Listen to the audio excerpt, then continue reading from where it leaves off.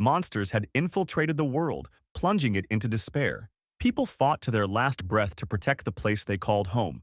Among those brave souls was the protagonist of this tale, Carcelian Leandian, who battled the monstrous threat with unmatched fury. Years passed, and he kept fighting, slaying countless beasts, stacking up corpses with the only blade he had, and never once showing fear. Eventually, a fateful day came when he clashed with Aaron's half-brother, an absolute beast to deal with. The fight was savage, but in the end he took the bastard down. Yet, the aftermath cost him his life too. Still, fate wasn't done with him. His soul drifted in a void until he encountered a human boy from some planet called Earth. The boy's name? Seo Dojan. On the brink of death, he had one final wish to ask of Vanyan, who immediately refused, not even waiting to hear him out. After all, Vanyan just wanted peace. He'd lost his country to monsters, lost his loved ones, and died a dog's death. He was done with everything. But this boy, Seo Dojan, wasn't exactly clinging to life either. He just wanted his family to live in peace. For once, Vanyan listened. The boy lit up like a kid seeing candy, and with all his courage, asked for his family's safety. So, Vanyan agreed. He'd protect them. And just like that, he found himself on Earth, now in the body of that teenage boy Dojan. His mission? Infiltrate Namsan Gate, ranked C for a reason.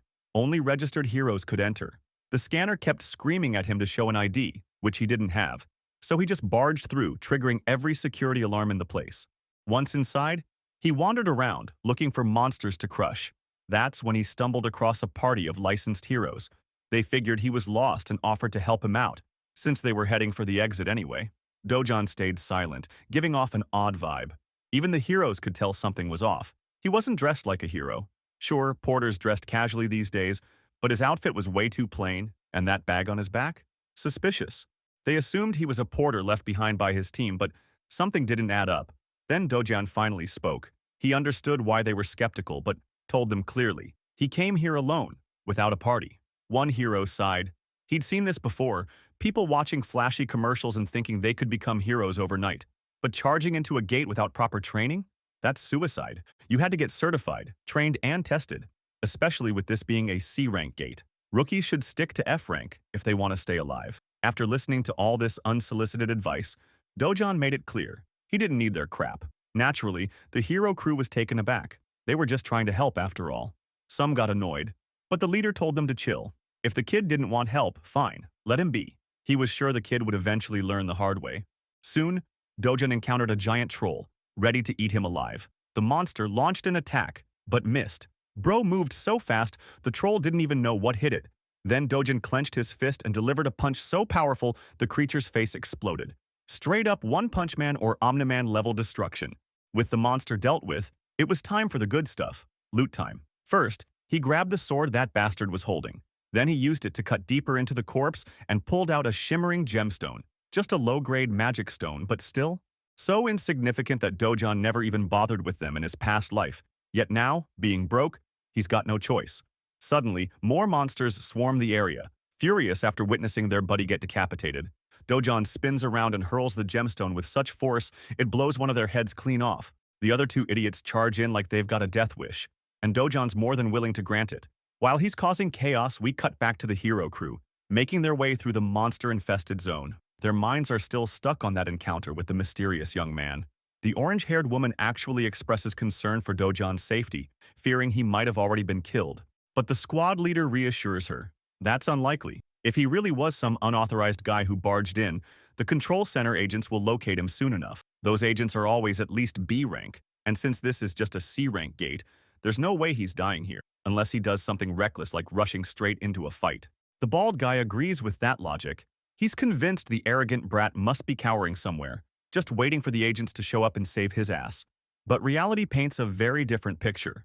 It's our guy who's making these oversized punching bags shake in fear. One strike, and they're down. He's so fast, they can't even react, let alone bring their weapons down on him. He flashes behind one of them and lands a kick so powerful it crushes the monster's skull instantly. With the enemies defeated, he picks up one of their swords and starts carving out magic stones for himself. After stuffing his bag full, he gets ready to leave, though, honestly, he's disappointed with today's haul. All low-grade junk, just dead weight in his pack. Right then, one of the control agents spots him and alerts the others. Before Dojan can fully react, a group of suited men approach, giving him a hard stare. They identify themselves as part of the gate control center and ask him to present his hero registration card. If he's unregistered, they insist he come with them for processing. Dojan hesitates, which makes one of the agents even more tense and cold. He demands compliance and tells him to follow standard procedure. Dojan's face says it all. He's clearly annoyed. The whole scene is killing his mood. Still, he doesn't bother arguing. He just turns to leave. That's when the agents up the threat. They mention handcuffs and using force if necessary. One of the more aggressive suits grabs Dojan's wrist and warns him of the injuries he'll face if he resists, claiming the responsibility will fall on him. It's in everyone's best interest to solve this peacefully, without violence. But Dojan's had enough of their talking. He grabs the guy's hand back and delivers a cold warning. Stop acting like a thorn in his path. The warning sends chills down the agent's spine. Instinctively, he pulls back, shaken. The other two agents draw their weapons. Grade 4 magic batons, strong enough to take down an orc. But they lack the power to seriously hurt Dojan. In one swift move, Dojan twists the first guy's arm, making him yelp like the pathetic fool he is. Then comes a final warning. Back off, or lose what little dignity you have left. But the agents are bound by duty. They try to subdue him using their batons, but none land a hit. Dojan retaliates, slamming one in the back, then landing a blow to another's gut. That leaves just one, the guy with glasses. The last man standing senses the incoming danger and freezes. Dojan vanishes in a blur, disappearing right before his eyes, sending the man into panic. Out of nowhere, Dojan appears and drives a punch straight into his stomach, staggering him backward in pain. Looks like Dojan is finally tired of this endless harassment. He begins to consider registering as a hero. One of the agents assures him, if he stays out of shady or illegal activity, there won't be any need for agents to hunt him down. Then, Dojan asks about something called a rift, a question that catches the agent completely off guard. For context, this world runs on strange rules. Multiple passages link to another world full of monsters. These rift zones are scattered all over the planet. From the corpses of monsters, people harvest gemstones, which serve as powerful energy sources, making them highly valuable. Because of this, the government tightly controls every passage and oversees operations to ensure no chaos breaks out. A controlled and open passage for heroes is called a gate. In contrast, passages that aren't regulated or enclosed are known as rifts. Back to our boy, he finds it insanely frustrating that these suits follow him everywhere, accusing him of trespassing no matter which gate he walks through.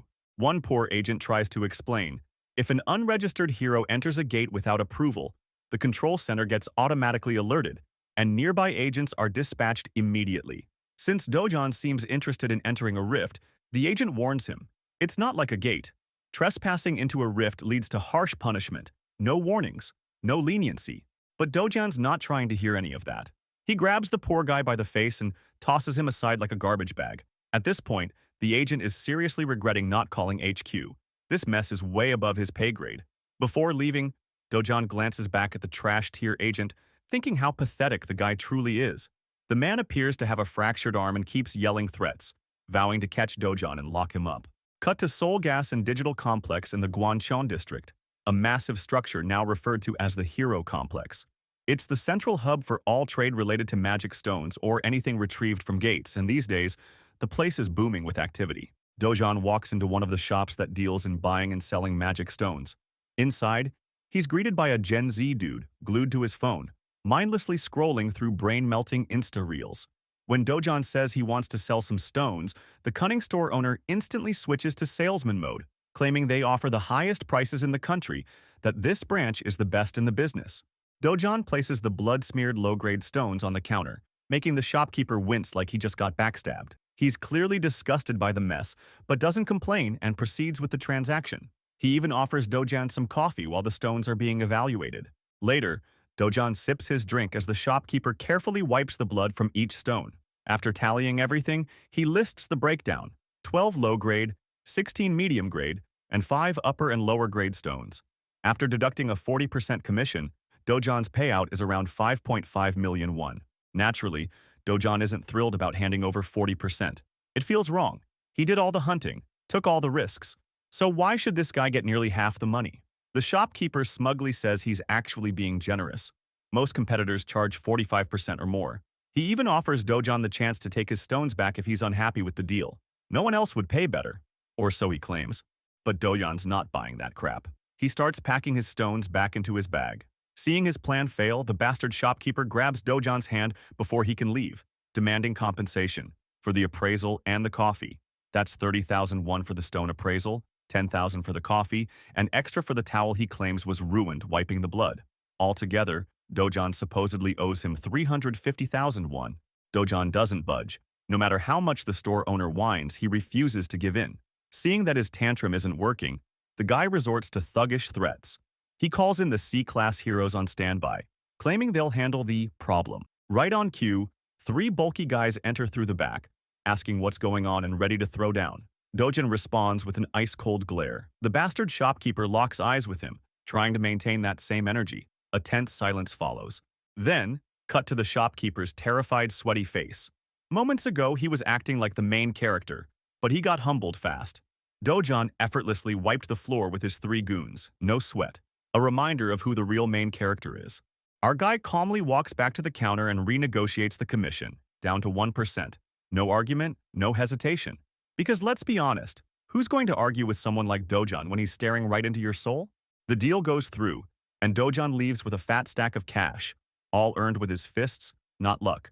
When he gets home, his grandma and sister are stunned by the amount. Grandma Pa even suspects the bills are fake. But Dojan quickly brushes that off, saying it's just money he got from lending cash to a friend. He claimed it was from a friend who started a business that ended up doing really well. Grandma, however, isn't even sure her grandson has a friend like that.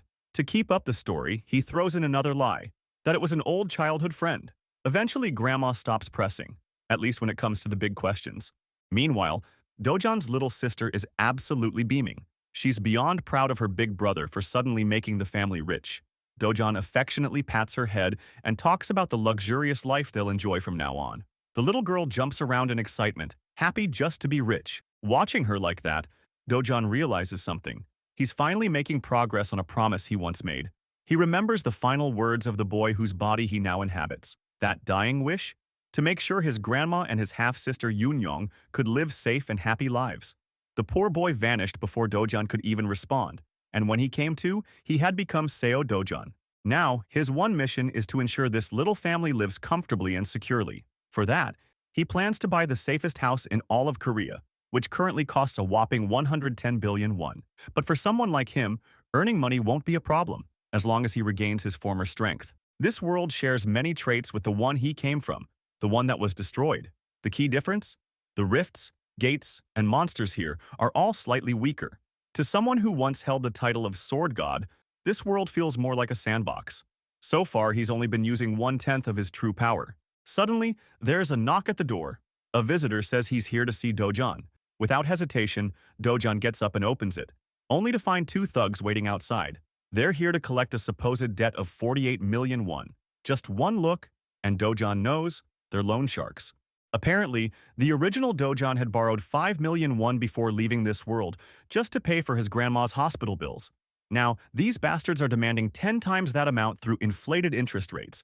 They know he's been earning money through gates lately, and everything's documented in the contract. But the only thing they receive in return is a bone-shattering punch to the bigger guy's jaw. The blow sends him flying, while the other thug stands frozen, jaw on the floor. Dojan then turns to him with a death stare, calmly pointing out that over 9 million has already been repaid. By that logic, they should be the ones paying him interest. Another punch lands, so hard it makes the guy tear up like a pashates. Dojan then tells him to go back and inform his boss that he's paying him a personal visit soon. The scene shifts to a bustling shopping mall, alive with activity. There, little Yunyong lights up like the sun inside a teddy bear store. Dojan brought her out for a shopping spree, and today, she can have anything she wants. Back in the day, our boy wasn't always this soft-hearted. It's the original Dojan's memories that thawed out his once cold heart. Seeing how much that boy cherished Yunyong, even though she was just his half-sister, made him want to carry on the same love and warmth. The girl modestly picks out a small but cute bunny plush. She's careful not to go overboard, but Dojan insists, grabbing her a much bigger one.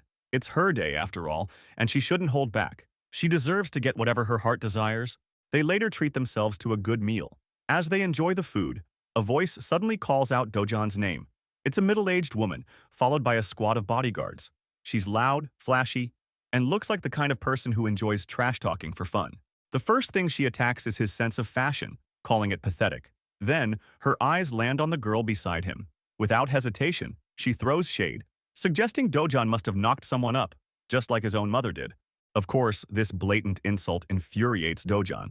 Meanwhile, Yoon sits there confused, not understanding who this rude woman is or why she's speaking so harshly. The woman turns her attention to the girl and asks for her name. Yoon politely introduces herself as Lee Yoon. That's when it clicks. This trash realizes the girl is Dojan's sister. But that doesn't stop her. She mocks the girl's outfit too, calling it messy. She even throws dirt on their dead mother's name. At this point, Dojan's patience is razor thin. Still, he doesn't lash out. For some reason, he's holding back. Even the woman seems surprised he's not falling for her provocations. Seeing her jabs fail, she decides to escalate things. And this time, she's got the audacity to turn to a child and ask her the meaning of a harlot. Yeah, that was the last straw.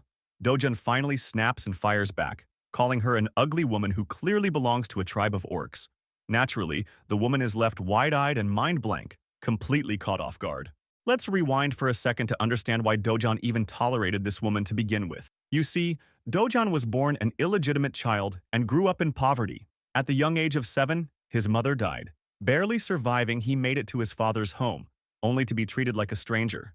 After his father remarried, Dojan was ignored by everyone in the household. Things got worse when his stepmother gave birth to a son. That's when Dojan was completely cast aside. Eventually, he was kicked out of his own home and went to live with his half-sibling and grandmother. As he reflects on all of this, he feels a wave of pity for the original Dojan, the boy who kept smiling through all the pain, pretending it didn't hurt. But now, he's ready to change everything. Turns out this disgusting woman is his stepsister, which explains why he held himself back earlier. But not anymore. He remembers living under the same roof with this orc of a woman, and she's just as revolting now as she was back then. Her personality is toxic, her appearance orc-like, and to top it off, she's dumb as a rock. He hits her with even more brutal truths. He calls her out for having a wrecked personality and an inferiority complex. That's why she constantly tears others down, projecting her insecurities by calling them ugly. She's nothing but a gold digger obsessed with other people's success. That's the truth the world needs to hear. As Dojan continues wrecking her self-esteem with verbal nukes, the entire shopping mall watches in stunned silence. They've become the center of attention. The orc woman is seething, clearly about to explode, when suddenly, their stepmother walks in. Seeing her mom, the orc lady immediately runs over like the whiny papa she is, crying about how she just got destroyed verbally. But the stepmother, she shuts her up instantly with a single cold glare. Not gonna lie, our boy's stepmom has quite the presence. For a moment, even I thought she was the orc lady's sister, not her mom. Then, the hot mama turns to Dojan, greeting him gracefully, putting on a charming smile. She invites him to come back home for a friendly get-together. But Dojan isn't fooled. He knows exactly what kind of woman she is. Behind the polished facade is the same manipulative witch who made his life a living hell for 12 years. She continues to speak, trying to pull him back into old memories he's buried deep. Her words trigger his PTSD, and his entire vibe shifts. With a voice colder than death itself, Dojan tells her to get the moss source lost. That brutal line slaps her ego hard. Talked by someone younger than her is not something she was prepared for. She turns and leaves, doing her best to hold on to the last shreds of her pride. Truth is, she never expected him to clap back, especially not like this. This wasn't the same boy who once lowered his head and silently took every slap she dished out. Her daughter follows after her, and the bodyguards trail behind like props that forgot they had lines. Honestly, those guys were nothing but decorative mannequins in this whole mess. Now back to our guy. Clearly, the toxic duo ruined the sweet moment he was sharing with Yoon. So, Dojan decides to head out as well. His reaction wasn't just emotional, it was deliberate. He wanted to send a clear message. The Seo Dojan who couldn't even speak up for himself is gone. It's about time his trash family realized that. We then cut to a Mercedes speeding down the highway. Inside sit the trash mother and daughter. The daughter is visibly pissed, complaining to her mom about how she just walked away instead of putting Dojan in his place. As the daughter vents and curses Dojan for the humiliation they suffered, the mother interrupts to ask her manager why Dojan is still alive. Baldy in the front seat fumbles for an answer. He says the reports confirmed the job was done. There's no way this guy should still be breathing. The woman screams at him to double-check and make sure the job gets done properly this time. Meanwhile, the clueless daughter listens in, shocked by the talk of killing and dying. She had no idea her mother was plotting murder all along. Eventually, the mother turns to her daughter and asks a very pointed question. Does she have feelings for Dojan? That catches the fat pig off guard. She blushes, flustered, unable to answer. Truth is, she's not worried about love. She's scared. If grandpa or dad finds out they tried to kill Dojan, they're all toast. The mother grabs her daughter's mouth tightly and issues a chilling warning. She tells her to stay far away from her business. Dojan is as good as dead in her eyes, and nothing will stop her now. Not after he dared to humiliate her like that. Killing him is the only revenge she finds worthy. And she's not backing down. A decade ago, the world spiraled into chaos with the emergence of the Rift, a terrifying dimension that unleashed monsters, pouring through portals with one purpose: to slaughter humans on sight. Their rampage was relentless. City after city fell, consumed by fire and destruction. But just as darkness flooded the world, so too did the light rise, in the form of courageous warriors known as heroes. With their arrival came the first discovery of mana stones, found in the corpses of slain monsters. Fast forward to the present, Dojan's on the move, thinking about how mana stones completely changed the global energy game. These stones quickly replaced traditional sources, becoming the new foundation of industry. As a result, nations shifted their focus toward rifts, racing to claim control and extract resources. In today's world, every bit of industrial development revolves around gates and relies heavily on the hero system. And because of that, becoming a registered hero is one of the few careers that guarantees serious money and consistent income. Dojan arrives at his destination, the Yongjong-o HCS Capital Establishment. Yeah, it's a mouthful, but you'll see why he came here soon enough. He steps into the building, and at first glance, the boss and his crew look like your typical street-level thugs, guys who think ugly faces and bad attitudes are enough to scare people. But Dojan's completely unfazed. He's cool as ever. The boss stubs out his cigarette and mocks Dojan's nerve, not just for beating up his men but also for showing his face here. That alone tells you Dojan really couldn't care less. Calmly, he tells the boss that, in fact, he's the one who's been wronged and has come to collect what he's owed. That statement catches the boss off guard. He asks what Dojan's even talking about. Dojan explains. He's here to receive proper compensation for the mental, physical, and material damage he's suffered because of these clowns. His voice is firm, serious. The boss notices something different about him. He's no longer the timid pushover they once knew. Add to that the fact that Dojan already flattened one of their lackeys, and it becomes clear this guy has changed. The boss starts suspecting that Dojan has undergone some sort of awakening, perhaps through his time inside a gate. Even knowing this, the boss plays it smug. He claims that Dojan's so-called awakening will lead to his downfall. He calls him overconfident and, to prove a point, summons a gang of grumpy-looking enforcers to intimidate him. Sure, he can bring as much muscle as he wants, but to someone like the Sword God, these guys are gnats. The boss keeps talking nonsense, boasting that even awakened ones get dropped like trash in the end. He genuinely believes Dojan is nothing more than a D-class rookie, and that his little gang could stomp him out with ease. Meanwhile, Dojan's just chilling on the sofa. 5 guys are glaring at him, and he's sitting there like it's nap time. Without a flicker of fear, he tells the boss to sit the hell back down. The boss is stunned. Dojan's tone hasn't changed one bit. He's still composed, still in control.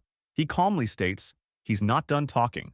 That's when one of the meatheads gets brave and challenges him. Dojan, amused, takes off his glasses slowly, just to add to the confusion, and then, boom. He delivers a Mike Tyson ballistic, universal machine gun rocket punch, 9,000 straight into the guy's face.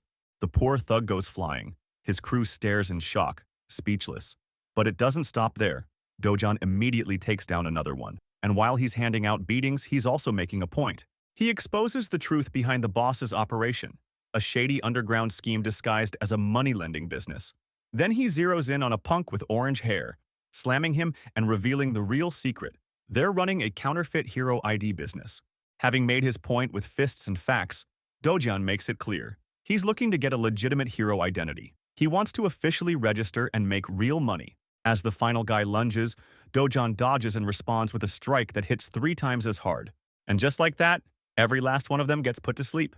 With his special sleeping routine working 100% of the time, Dojan continues laying out his demands. He states that he needs a foolproof identification, one that won't cause him any trouble in the future. The boss is still starstruck by what just happened in the past few seconds. Our boy reminds him that he has exactly 1 day to forge the ID. Some of the men didn't even try to jump in during the fight, which is honestly a compliment. They're not the type of NPCs who charge God at level 1. The boss, meanwhile, is tripping hard. He's deep in thought, trying to assess Dojan's strength. At the very least, this guy is operating at B-class power. He's so lost in his head that Dojan has to snap him out of it. Finally, the boss agrees to the job, though nervously. Dojan then politely grabs the man's shoulder, but his expression is anything but gentle. He wants answers. Specifically, he asks whether Hong Heju, his stepmother, was the one who ordered a hit on him. Of course, that's exactly what happened, as we already saw in her earlier conversation with her daughter and assistant. The boss is speechless, until Dojan tightens his grip so hard the man yelps in pain. Even the goons around him are frozen, helpless to defend their boss. Honestly, they should fire their barber while they're at it. Eventually, the boss breaks down and spills everything. That vile woman wanted to drain Dojan's bank account to the point where he'd fall into such severe financial ruin that suicide would seem like the only escape. Now that is next-level evil. Imagine targeting your own stepson like that. Just cold. Dojan hears all this, and after letting the guy cry and beg a bit, he finally releases him. He then asks if locking him inside the gate was also part of the plan. The boss instantly plays innocent, claiming he had nothing to do with that. In fact, he says there'd be no benefit if Dojan died in there. He wouldn't get paid for a dead target. That part makes Dojan pause and think. Then he mutters the name, Kong Chol Wu, the man who brought him to the gate in the first place. Clearly, Dojan wants every single detail about this guy by tomorrow. With his two demands stated, he leaves the building, calmly, quietly, and with the entire atmosphere completely flipped from when he walked in. After that intense conversation, Dojan falls into quiet reflection. The original Seo Dojan had one wish, to protect his little sister and their grandmother, no matter what. Now, with everything coming to light, it just adds another layer of pain to an already tragic life. But don't worry, the sword god isn't here to wallow in pity. He's ready to rewrite the story, his way. The next day, guess what? Our boy is now officially registered. And not just that, he's got a B- rank rating right off the bat.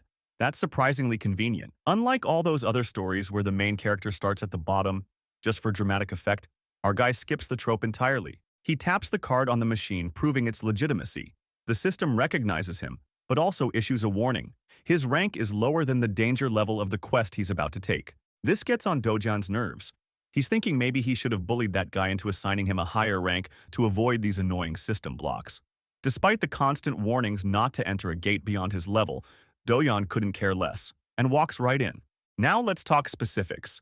The Night Island Gate. Officially, it's only a B-rank gate. But don't be fooled. Just because it's labeled B-rank doesn't mean a B-rank hunter can survive it. Standard protocol recommends sending someone one class higher than the gate's level. And to make matters worse, this dungeon is ranked D in terms of scale. That means it's massive, and solo hunting becomes significantly harder. Thankfully, the layout is mostly tunnels, which gives Dojan some breathing room to move and fight. Despite everything, it's a gate better suited for an A-rank hero. But when has danger ever stopped our boy? To him, the worst-case scenario is facing off against an entire army of monsters in a tight, narrow space. And honestly, that sounds like a good time.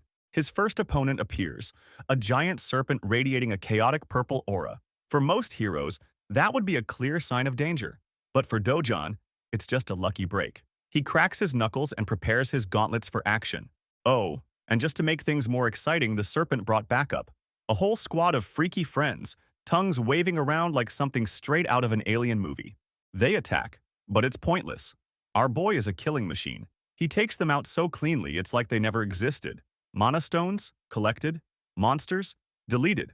The Black Killing Viper is a class of monster known for its hyperactive paralysis poison. Just the slightest contact is enough to knock anyone down. Taking that into account, Dojan charges forward, propelling himself at bullet speed and unleashes a full-powered swing. In just moments, he slices and dices the creature all over its body, blood splashing with every strike, until he finally severs the monster clean in half. With the creature defeated, Dojan takes note of his equipment. The gloves he bought, worth 300,000 won, are doing their job perfectly, preventing the venom from reaching him. Expensive, yes, but definitely worth it. Returning to the hunt, Dojan spots 4 more of these ugly, limbless lizards, and instantly blasts through their heads using his terrifying speed. More blood flies, more bodies drop, and all 4 are sent straight to the afterlife. Now standing among the corpses, Dojan begins his next task, searching for magic stones. He claws through the monster flesh, but to his disappointment finds nothing. Still, this outcome isn't surprising. Based on the rules of the original world, these monsters only had a 3% drop rate for mana stones. That means he'll need to kill hundreds of them to get any decent loot. As he walks onward, he runs into Mr. Bonehead. You might think it's the boss, though Dojan's not entirely convinced. He jokingly asks the massive serpent if it's the boss monster, as if the snake would respond like an old friend. Regardless, Dojan is actually glad this big guy showed up. It means he won't have to worry about getting lost in the maze-like dungeon anymore. Without hesitation, he launches into an immediate strike, aiming to wrap things up quickly so he can head home. But something unexpected happens. Even after landing a brute force punch, the creature barely reacts. Dojan's attack does nothing, just leaves a nice little tattoo on the snake's head. While he's still airborne and unable to dodge, the beast smacks him into the wall with its tail. Dojan crash lands, and that hit gives him a hard reality check about just how strong the boss monster really is. The serpent bares its poisonous fangs and hisses, kind of like your girlfriend when she's hangry. It lunges forward to bite, but Dojan narrowly evades the attack. Using the momentum of his dodge, he zips back into motion and slams a powerful punch into the creature's side. It connects, this time leaving cracks across its tough outer shell. That second strike makes one thing clear. This boss has an incredibly tough defense. It's way more durable than the smaller vipers. And at Dojan's current level, he can't break through with just one hit. The situation flips. Dojan starts wondering if brute force is really the way to go. At full strength, the sword god version of him would have wiped the floor with this thing. But then, he spots something. It's the sword of a fallen warrior, someone who had once fought this boss and died trying. And now, you'll see why he's called the sword god, not the fist god. The weapon is old, dull, and battered, but he picks it up anyway, because a sword is only as powerful as the one who wields it. Armed and ready, Dojan walks toward the massive snake. The monster launches another furious strike, but Dojan counters, leaping into the air with confidence. He shouts that the creature should feel honored, because he's going all out, even using a sword in this junk condition. Then, in a flash of movement, he unleashes a flurry of blinding slashes, so many in such a short span that the serpent's body is utterly eviscerated. What started as a serious boss battle ends with a comedic twist. The monster's corpse lies in the background while Dojan's poor sword crumbles into dust. At least he finished the fight before the blade fell apart. With the boss down, Dojan gets an idea. Something clever you don't see many protagonists do. He removes one of the serpent's giant fangs, thinking it would make excellent material for crafting a short sword with a bit of refinement. Treating it as a bonus reward, he finally exits the gate. By the time he steps outside, it's already nighttime. The stars are out. He realizes he spent more time in that B-rank gate than expected. But considering how it ended, the experience only fuels his drive to regain his full strength. There's also a small part of him that feels relieved, grateful that his old comrades didn't have to see him in this weaker state. That would have been embarrassing. Back from the hunt, he heads out to appraise and sell the mana stones he collected. At the appraisal center, it turns out there's another hero there too, someone proudly showing off his stash of magic stones. The cheap receptionist treats him like trash right off the bat, smugly pointing out that the commission rate is still 40%. Even the innocent hero in front of him can sense the bullshit behind that outrageously high cut. He calls it out, saying he's just a regular guy trying to make an honest living. But just like he did with Dojan earlier, the receptionist smugly explains that their rate is actually the lowest among all appraisal centers. Sure, the gate center only charges 5%, but that's before taxes.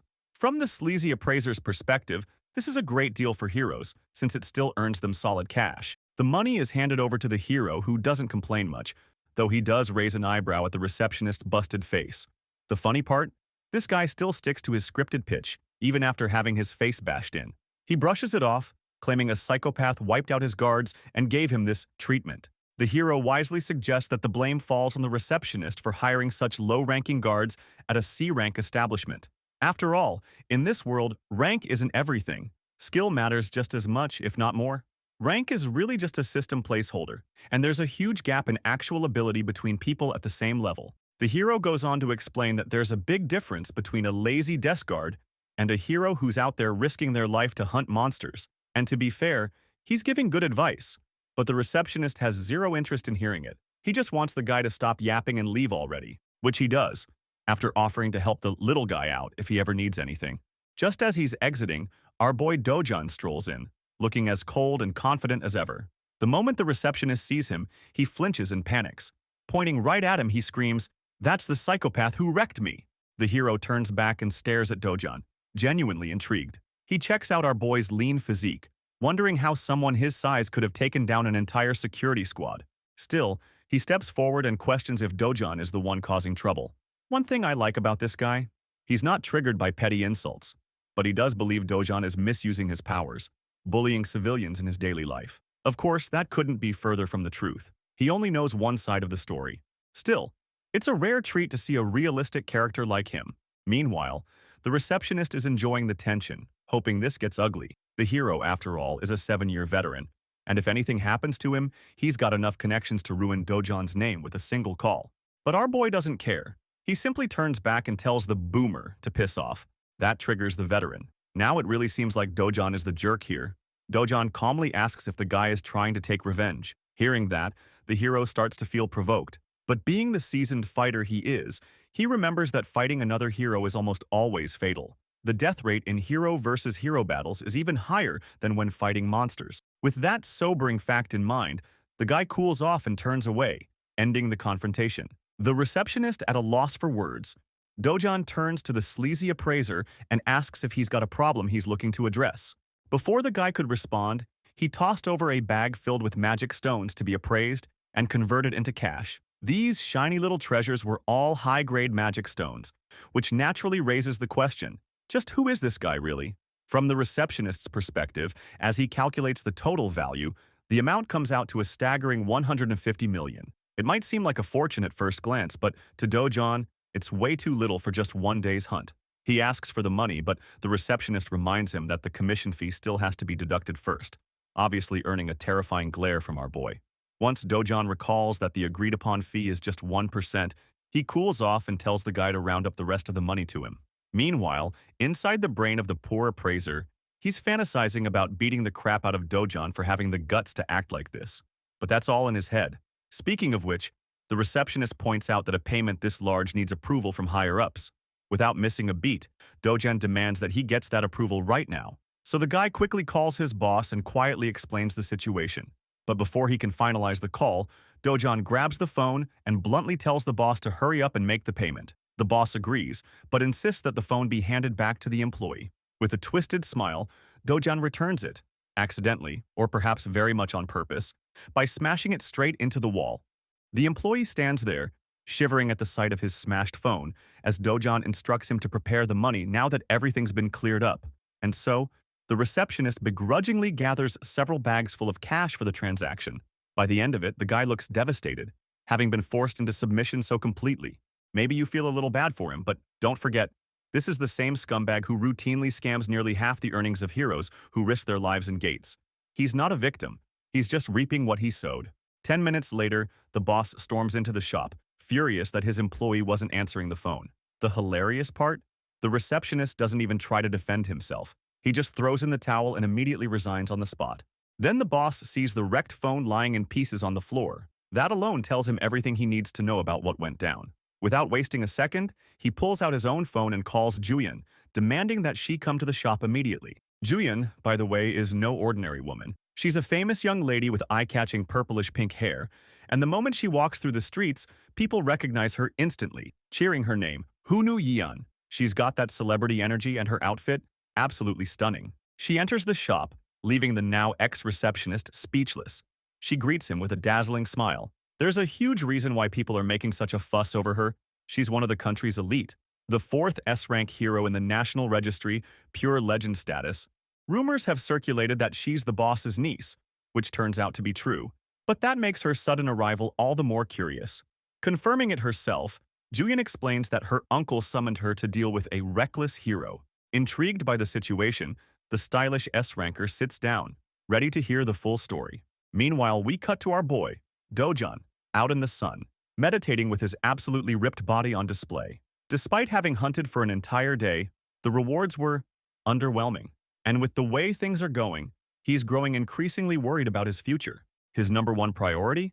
Reaching a level where he can clear S-rank gates solo. That means it's time for the classic training arc. But there's a catch. Unlike his original world, the mana density in this one is much lower. That means even if he trains non-stop, it'll take at least 3 years to regain his original strength. Longer, if things get rough. On the bright side, he could invest in better equipment, but even the worst battle gear costs hundreds of millions. That's not just expensive, that's a massive waste unless it's top tier. Suddenly, a chill runs down his spine. He senses something dangerous. Fixating his gaze on little Yunyong, he grabs her at lightning speed and yells for everyone to get inside immediately. Once they're in, he seals the door. His grandma asks what's going on, panic in her voice.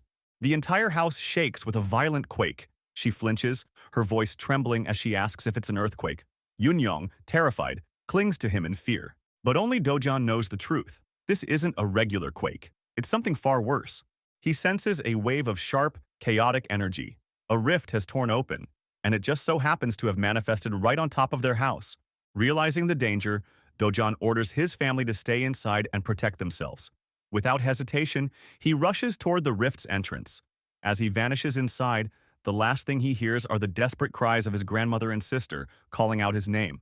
Cut to the Soul Hero Association. Panic spreads like wildfire as the team detects the sudden emergence of a rift right above Seoul's Mapo district.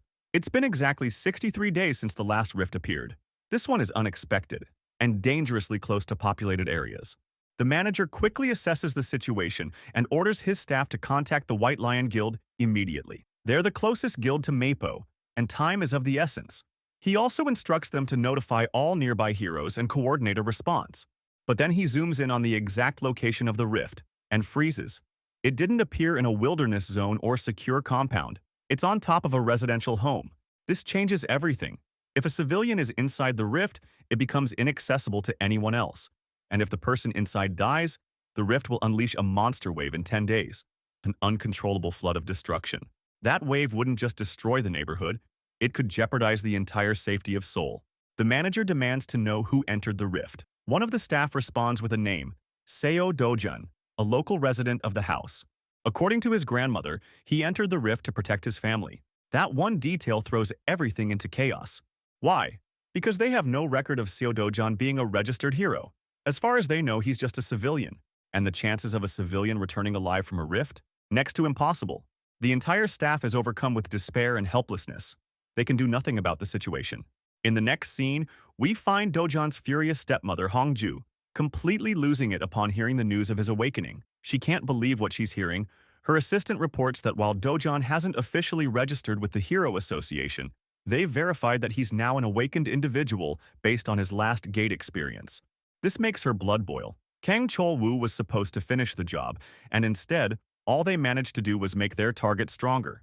Slamming her fist on the table, she screams in frustration, wondering how they couldn't manage to kill one man. Adding fuel to the fire is the fact that they took her money for a failed job. Enraged, she roars at Manager Lee and sends a furious message to Kang Chol-woo. If he doesn't kill Dojan personally, he'll owe her 10 times the amount they were paid. But then, her assistant gives her unexpected news. They might not need to contact him at all. He explains the discovery of a newly formed rift right above Dojan's house. After confirming that he entered it, they're certain he won't be coming back out alive. Hongju, suddenly calmed by the implication, smiles for once. Appearing composed, she instructs her assistant to monitor the situation and await further news. Meanwhile, Dojan has just arrived in the rift's domain, a forest. But not just any forest. It's the forest of Patiswa, the same forest he used to explore as a child. It's perfectly recreated down to the finest detail, even the weight of mana in the air. He walks through it with a nostalgic smile, basking in the reunion with the World Tree, the divine core of the world's balance. This sacred tree radiates pure mana. In the old world, its destruction was what started the collapse. Once it was reduced to ash, the natural mana flow was permanently disrupted. But here, in this dimensional rift, the tree is still alive, exactly as he remembers it.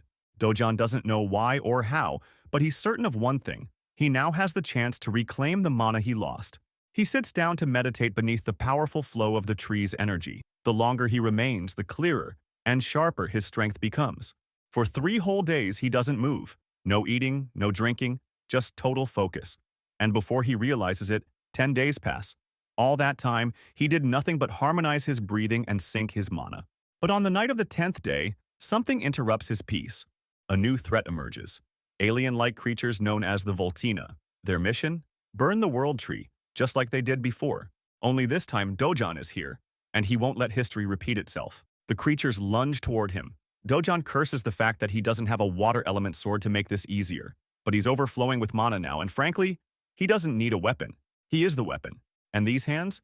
They're rated E, for everyone. Extending his arm toward the incoming beasts, he channels his mana into a concentrated burst. The force alone knocks the first Volcina flat. The second is stunned, unable to process what just happened. What Dojan just used is called mana release, not telekinesis. It's a direct blaster-type technique, where raw mana detonates outward like a shockwave. It's been a while since he's used it like this, considering how low he's been on reserves until now. But the Volsina aren't done yet. To retaliate, they open their mouths and fire concentrated energy beams toward him. The lasers race toward Dojun, who remains the calmest he's ever been. His mana alone is enough to protect him from any incoming attack. As he marches forward, now glowing with radiant energy, he smiles. The world tree is safe. And now? Now he's in the mood to play. The remaining monsters try one last coordinated blast, but before they can unleash it, Dojun dashes forward, grabs two of them by the face, and slams their mouths shut. The result? Their own charged energy detonates inside their heads, leaving behind nothing but flaming, headless corpses. Two magic stones fall to the ground as their bodies disintegrate. Dojun scoops them up with a grin. But that's just a couple down. Now he's really enjoying himself, especially after unlocking a new ability, the Eternal Ember, a power born from this battle. With that, he joyfully cuts through the remaining creatures, grinning from ear to ear as he wipes them all out. A one-sided massacre, a perfect storm. And Dojun? Loving every second of it. Dojun just hit the jackpot. These monsters are dropping mana stones like candy. But among all the loot, he notices something else. A small golden seed, or rather, a glowing coin-shaped item. It's called the Eternal Ember. As he picks it up and holds it in his palm, he immediately feels a surge of power. Crushing the chip and releasing its flames, he reclaims more of his lost strength. The way he plays around with the ember, so casually, feels oddly reminiscent of Sukuna from Jujutsu Kaisen. Now, under normal circumstances, the ideal strategy here would be to remain by the world tree and slowly gather mana. But there's a problem. Dojun's body has reached its physical limit for natural mana absorption. The second method? Absorbing the Eternal Ember directly. Doing so will alter the very nature of his mana, transforming it into fire mana. And so, he chooses to do exactly that. As he absorbs it, his body flares up, now producing an intense rush of flame energy. In his previous life, he never bothered with this technique. Back then, he didn't need the Eternal Ember. But now, it's essential. Unfortunately, each ember takes around 10 full minutes to fully absorb. Luckily, he's gathered quite a few, enough to spend some time feeding his body what it needs. And he plans to absorb every single one. Meanwhile, the public is in a frenzy. The appearance of a rift above Dojun's house has drawn reporters and bystanders to the area. Agents and Hero Association staff are stationed outside, protecting the perimeter. A man named Bang Seonggu is visibly pissed off, all because one guy, Dojun, entered the rift without permission. To be honest, he looks like a cleaner version of Yan Ho from Solo Leveling. Our protagonist, Kim Hyun-woo, who sports blue hair, sympathizes with Dojun. He understands why he did it, to protect his little sister. But Seong isn't buying it. He accuses Dojun of rushing in like some greedy idiot who didn't care about the consequences. If he wanted to end himself, fine, he says. But going into a rift unprepared? That's just putting everyone else at risk. If Dojun dies in there, the rift will unleash a monster wave, and that's the real issue. Hyun-woo then asks for Gilma's opinion. Apparently, Gilma has instructed them to follow proper protocol. Hyun-woo also brings up the growing pattern. Rifts are now appearing across the globe, in the US, China, Switzerland, Turkey, and the UK.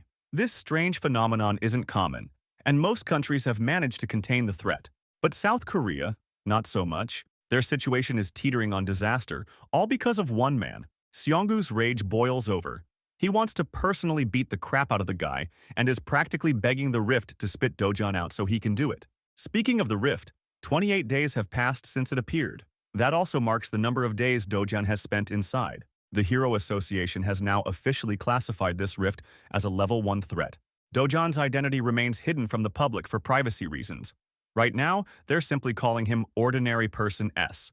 But while the world remains clueless, one man connects the dots quickly, the boss of the money-lending organization. His assistant confirms the reports, verifying that the individual in the rift is indeed Seo Dojun. Kim Yanggu, the president's right-hand man, delivers the news to Hwang Chonggub. Curious, Chonggub asks what Dojun's chances are of making it out alive. Yes, I'll say the meme. The One Piece is real. Moving on. The assistant states that, as an ordinary civilian, Dojun has less than a 1% chance of survival. But the mere idea of Dojun being labeled ordinary makes Chonggub chuckle. After all, that same regular civilian put his men in the hospital and wrapped them in bandages for weeks. From the world's perspective, they're severely underestimating him. Still curious, Chonggub asks, Okay, what if he's actually awakened? What then? The assistant explains that it all depends on the hero's rank and ability, and without exact data, it's impossible to predict. Even Changab admits there's a difference between combat ability and pure survivability, especially inside a rift, where the rules are warped. Regardless, Changab remains the same scumbag he's always been. He says he wants to protect Dojan's family, but not out of kindness. No, he plans to sell their organs if Dojan doesn't return, and if he does survive, he'll still slap him with a mountain of debt for taking care of them. This man is the embodiment of a leech. And with that, the scene transitions back to the mesmerizing world tree. Our boy is now fully immersed in his training arc, his body thriving with flame mana. He's lost track of time. Days? Weeks? He doesn't know. All he knows is that he's been grinding non-stop, absorbing hundreds of firestones. Thanks to this intense effort, he's now gathered so much flame mana that he can manipulate it in any form he desires. His body's resistance to fire has also skyrocketed as a natural side effect. When he compares his current self to his past self, specifically regarding the fire attribute, he realizes he's already surpassed who he once was, at least slightly. Mastering this element? It's a milestone. Embracing the world tree gently, he shares a tender moment with it. It's always been there for him, during the collapse of the old world, and now, here again. Because of that, Dojan feels nothing but gratitude. To carry his mana stones, he's crafted a small bag using the surrounding vines, now full with the fruits of his journey. Looking up at the divine tree one last time, he understands something painful. He may never see it again. Still, he hopes their paths cross once more, because if the world tree is ever in danger again, he'll be there. And this time, he'll be ready to protect it with his life. And I don't know about you guys, but that scene? That was something special. That night, Dojan finally steps out into the world, emerging from the rift, alive and whole. It's quiet. No one is around. He figures most people assumed he died in there and were probably expecting a monster wave to erupt at any moment. But he senses something, a strong presence nearby. Deciding to investigate, he takes off, sprinting toward the source.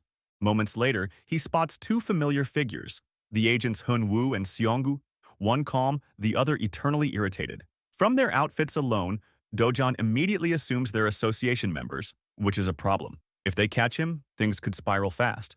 To avoid that, he spins up a flaming ball of mana and hurls it across the rooftops. The impact is loud, an explosion that echoes through the district. Both agents snap to attention the moment they hear it. "It's fire," Seonggu mutters, already moving. They arrive at the blast site to find locals standing in shock. "What the hell is going on here?" Seonggu asks, eyes wide. Back in the shadows, Dojan watches his flame powers in action, impressed by their accuracy. Not bad at all.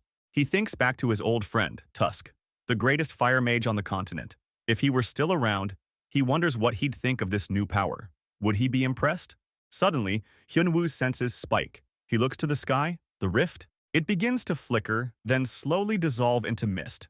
Both agents race toward it, only to watch in disbelief as the rift fully disappears. Its connection to their world is gone. Meanwhile, Dojan quietly moves on, heading to his next destination, unseen. The following morning, news breaks. Headlines everywhere cover the rift that appeared in Mappo, the one that lasted an entire month. Reports state that it vanished 29 days after Seo Dojan entered. To the Hero Association, this proves their earlier predictions wrong. No monster wave occurred. But the reason behind the rift's disappearance remains a mystery. Investigations are ongoing. There's also confusion around a sudden fire that broke out in a nearby junkyard around the same time. Most people now believe Seo Dojan is dead. Just another reckless soul who paid the price. Unknown to them, he's alive, hiding in plain sight, listening to the divided opinions. Some mourn him, others blame him. But to Dojan, the rift's disappearance isn't a victory, it's a loss. He's heartbroken. The world tree is gone, out of his reach. He may never see it again. Still, he may have lost the chance to protect the tree, but there's one more thing he can protect, which brings us to HCS Capital. Inside, the rats are celebrating. They're convinced Dojan is dead. And now, they think they can wipe out the old grandma and the little sister with ease. Changzab is the kind of person who enjoys squeezing people until there's nothing left. One of the goons even jokes that they should let the little sister grow up so they can use her later. Sick. While they laugh and plan like unchecked animals, a familiar voice echoes through the room. "Where's your boss?" The scene cuts. We find Changab, humming happily, going about his day, thinking Dojan is finally gone for good. His assistant reads out the day's schedule. Pretty open, aside from lunch with another CEO. Hearing that, Changgub smiles. Tonight, he plans to party hard, but he has no idea. Doyon is coming. Inside a club operated by Madame Kong, the atmosphere is filled with meaningless chatter until he walks in. As Dojon climbs the stairs, the noise fades. What he sees next is chaos. His enemies tossed around like rag dolls, blood splattered everywhere. And at the center of it all stands the man everyone thought was dead. Dojon throws Changgub to the ground and issues a chilling command. Crawl to me like a dog. That bone-deep order makes the president of the company tremble in fear. Dojon walks past the wreckage and sits in the boss's chair, completely assuming control of the room. Looking down at the pathetic man, he repeats the order. Still struggling to comprehend the humiliation, Changgub hesitates, until he realizes he has no choice. He crawls like a dog, slowly, shamefully, ruthless as ever. Doyon follows up with another command. Bark. The sharp clarity of that demand pierces the silence. Changgub whimpers in humiliation before letting out a weak bark. But our boy isn't satisfied. He makes him keep barking, again and again, forcing him to act like the animal he is, for everyone to witness. Dojon looks down at the disgraced man, calling out his name with venom, and stating that people like him only pretend to be loyal, waiting for the perfect moment to stab others in the back. I've dealt with second-rate scum like you my whole life, he says coldly. Changgub, now sniveling, begs for mercy. He's willing to serve like a loyal dog if that's what it takes. But Dojon's had enough. With one brutal slap, he sends the man reeling, blood splashing from his mouth. Then Dojon turns to his assistant. He calls the man forward and promotes him on the spot, naming him the new boss of the company. He advises the assistant to stop working for a spineless traitor like Changgub. Then comes the final order. Kill him. Stunned, the assistant pleads. He explains that Changgub has too many powerful connections. If he kills him and takes the position, things will spiral out of control. He begs Dojon to spare the man. Just one more time. Dojon isn't amused. You people know how to get rid of bodies better than anyone, he says coldly. Wrap him in a barrel and toss him into the endless sea. You've done worse. But since no one steps forward, he changes tactics. He threatens to toss the entire group into a gate as monster food if they don't carry out the order. Just the mention of that fate is enough to reduce Changgub to a sobbing mess. Begging on his knees, he swears loyalty. He promises never to betray Dojon again and to serve him unconditionally. Now, Dojon pauses. He could kill this man and be done with it, but he admits to himself that he's changed. In this life, he's become softer than the merciless being he once was. So, he offers a hand. Changgub, overjoyed, shakes it with gratitude, almost ready to cry tears of relief. But something's wrong. His hand is burning, engulfed in blazing flame. Yes, Dojon may have softened, but he's still ruthless. Looking him straight in the eyes, he whispers, "This is your final chance." Then he rips the man's hand off, turning it into a pile of charred flesh. Ignoring Changgub's screams, Dojon walks away. Before exiting, he leaves them with a final warning. If any of you come near my family again, I'll kill you myself. And with that, he gives them one last job. Protect his family for the rest of their lives. That's how you handle traitors. Officially, Seo Dojon is nothing more than a forgotten name, a civilian who vanished into the rift and never returned. In reality, he's casually dining at a local WA McDonald's, enjoying a burger. The Hero Association, the government, and the media all moved on. To the world, the man who entered the rift is dead. Even if Dojon went public with the truth, no one would believe him. Plus, outing himself would only invite headaches and unnecessary attention.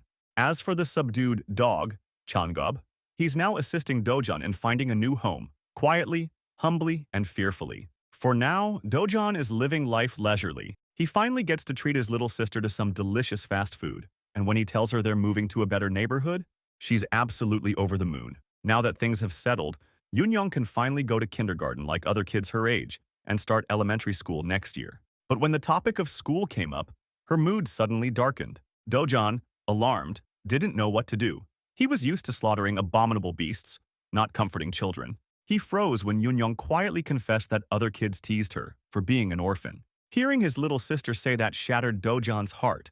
If she doesn't want to be around those mean kids, then she doesn't have to. Those little brats will get what's coming to them eventually. And when she learned that she didn't have to go back to kindergarten, the place where she'd been bullied, Yoon was quietly ecstatic. Meanwhile, Dojon was already devising a new plan. He'd send his little sister to a prestigious private school, a place where no one would dare look down on her. That night, Seo Dojon found out that Kim Yonggu had stashed his grandmother and sister inside a random motel while he was trapped in the rift. The guy practically broke his back apologizing. He claimed the motel was owned by their company, so it was safer than any other place. Dojan didn't have the energy to deal with Lacus tonight, so he just walked into the room. There, his grandma welcomed him with tears in her eyes, and Yunyong pounced on him in a warm bear hug. For a moment, the hardened warrior stood frozen, but as he felt their warmth, the armor around his heart softened. He smiled, genuinely. Recently, Yunyong has taken a liking to McDonald's, so that's where they've been dining a lot. Today, during their meal, she asked about his job, being a hero. When he asked if she liked having a hero for a brother, she gave an answer that caught him off guard. No, not really. Sure, heroes are cool and strong, but they're also always in danger. They fight terrifying monsters, and sometimes they don't come back. Yunyong just wants her brother to stay with her and grandma for a long, long time. Dojan, who had grown numb from years of bloodshed, wasn't used to this. To someone caring about his life, in the cruel world of the past, he was the last human survivor. He fought beasts beyond imagination and lost everything. But in this new life, something precious has appeared by his side. Feelings he had buried long ago, love, warmth, family, are starting to resurface. Maybe in this world he can actually live happily. Maybe he can live quietly with joy and love. While Dojan was basking in that warmth, Korea's Hero Association was in shambles. Natai Wong, founder of the Korea Hero Association and director of the World Hero Federation, was on edge, stressed over the rift incident, or rather, the lack of one. Despite deploying their best investigators, they still had no clue about what went down. The unpredictability of the rift was frustrating. A rift that disappears without warning could just as easily reappear at any time. His assistant nodded in agreement, suggesting that maybe it would have been better if a wave had occurred. At least then, they wouldn't be dealing with so many unknowns. But Natai Wong cut her off. Yes, uncertainty was dangerous, but it was a blessing that no one had been harmed. Now, let's talk about Wong. He's not just respected, he's one of the top 100 strongest heroes in the world. If he ever ran for president, he'd probably win with the most votes in history. His words could topple conglomerates, and his strength could reshape nations. But Wong doesn't care about power. He doesn't want political influence. He doesn't chase wealth. The only thing he cares about it is the safety of his people.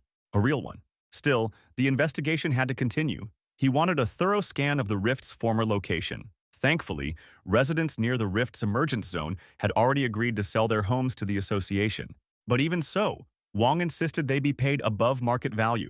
After all, displacing people for their safety shouldn't feel like a punishment. Meanwhile, reliable sources confirmed that multiple rifts had started appearing across the globe. The US, China, Switzerland, Turkey, and the UK. Each country had been affected. The US and China had already reached the control phase of their respective rifts. But the United Kingdom?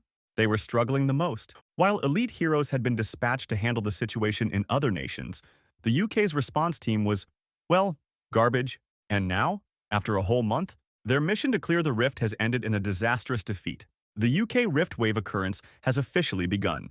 The city and its people are going about their day as usual. Blending in with the crowd was none other than Seo Dojan, casually moving among the pedestrians. Today, he's heading to his favorite shop in the Hero Complex. The moment he stepped through the door, the guy behind the counter instinctively greeted him, only to choke on his words as soon as he recognized the face. Every hair on his body stood up in terror. That black-haired young man was the stuff of nightmares. Luckily for him, the store manager was in today, so he wouldn't have to deal with this sadistic customer alone. The manager calmly folded the paper he was reading and lifted his gaze. His voice was controlled but laced with irritation. "This is the guy who's been forcing my pushover cashier into buying low-grade crystals," he muttered. Dojan casually swung his backpack off his shoulder and tossed it on the ground. Perfect. The manager was here. It would make the sale go even faster. Expecting another load of worthless rocks to tumble out, the manager wasn't interested. He wasn't running a charity. Dojan, however, wasn't having it. All he wanted was a fair deal, and being dismissed outright wasn't going to fly. The manager made it clear they couldn't afford to operate at a 1% fee. If the kid had a problem with that, he could leave. That's when Dojan warned him. Refusing this deal would be a mistake he'd deeply regret. Still uninterested, the manager kept waving him off, until Dojan kicked the bag open, spilling its contents across the floor. The moment the crystals hit the tiles, both the cashier and the manager froze. They immediately recognized what they were looking at. Heroes' magic crystals. Not your average loot. This was legendary treasure, something money couldn't normally buy. Dojan had a good idea of what he was holding. These were premium goods. Back in the day, a Mexican drug lord named Corsaman used this very crystal in experimental drug manufacturing. A lab accident changed everything. The crystal triggered an awakening in him, turning him into one of the most dangerous and powerful heroes in the New Age. Since then, the hero's magic crystal had become a priceless item for awakenings and mana amplification. It's now classified as an ultra-high-end product. Dojon, savoring the reversal of power, ordered the two flustered men to pack the crystals back up, then turned to leave. Panic-stricken, the manager immediately switched up. Gone was the arrogance, replaced by warmth and politeness. He ushered Dojon to the VIP seats and offered him a drink, while the cashier scrambled to polish the crystals. Dojon liked flipping situations like this. One minute, they were trying to kick him out. The next, he's chilling with a cold beverage in hand. His first demand? Full price with a 0.5% commission. The moment the manager hesitated, Dojon threatened to pull the deal entirely. He'd accepted a 1% rate in the past. This time, he was going even lower. Not because of greed, but out of sheer annoyance. The manager lowered his head and offered his sincerest apology, but Dojon didn't want to hear any empty words. "Either accept the deal, or I'll take my business elsewhere," he said. The cashier, meanwhile, was inwardly cursing Dojon for being such a smug prick. Realizing his usual tactics wouldn't work, the manager tried a different angle, a long, boring lecture about crystal markets and pricing. Dojon wasn't having it. He downed the rest of his drink, stood up, and made for the exit. That's when the manager panicked. Sensing the deal of a lifetime slipping away, he tried bargaining. 9% commission, he offered. Dojon didn't blink. 8%? 6%? 5% of? At this point, the shop would barely break even. But Dojon pounced, agreeing to the original 1% out of respect for their previous deals. Inside, the manager wanted to scream. The kid was blatantly extorting him, but he just couldn't afford to lose the product. Then Dojon said something that nearly made the manager wet himself with excitement. "I've got about 7 more bags of this back home." That was all he needed to hear.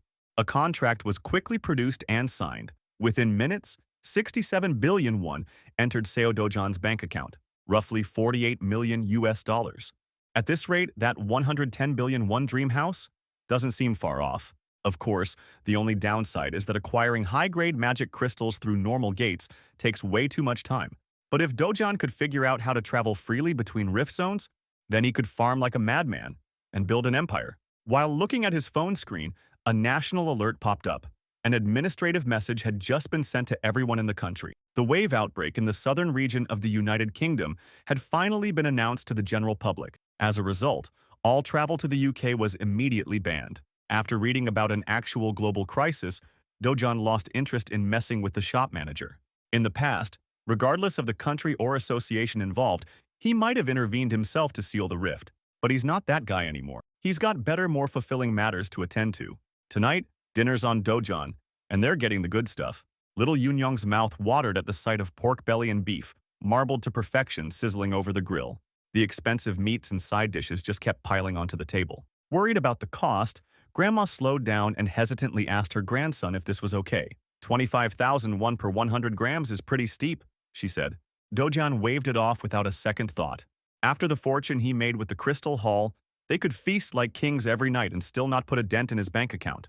Yunyong took her first bite and instantly fell in love with the taste of luxurious beef. Dojon kept adding more cuts to the grill. Fresh ribs, prime ribeye, strip loin, skirt steak, you name it.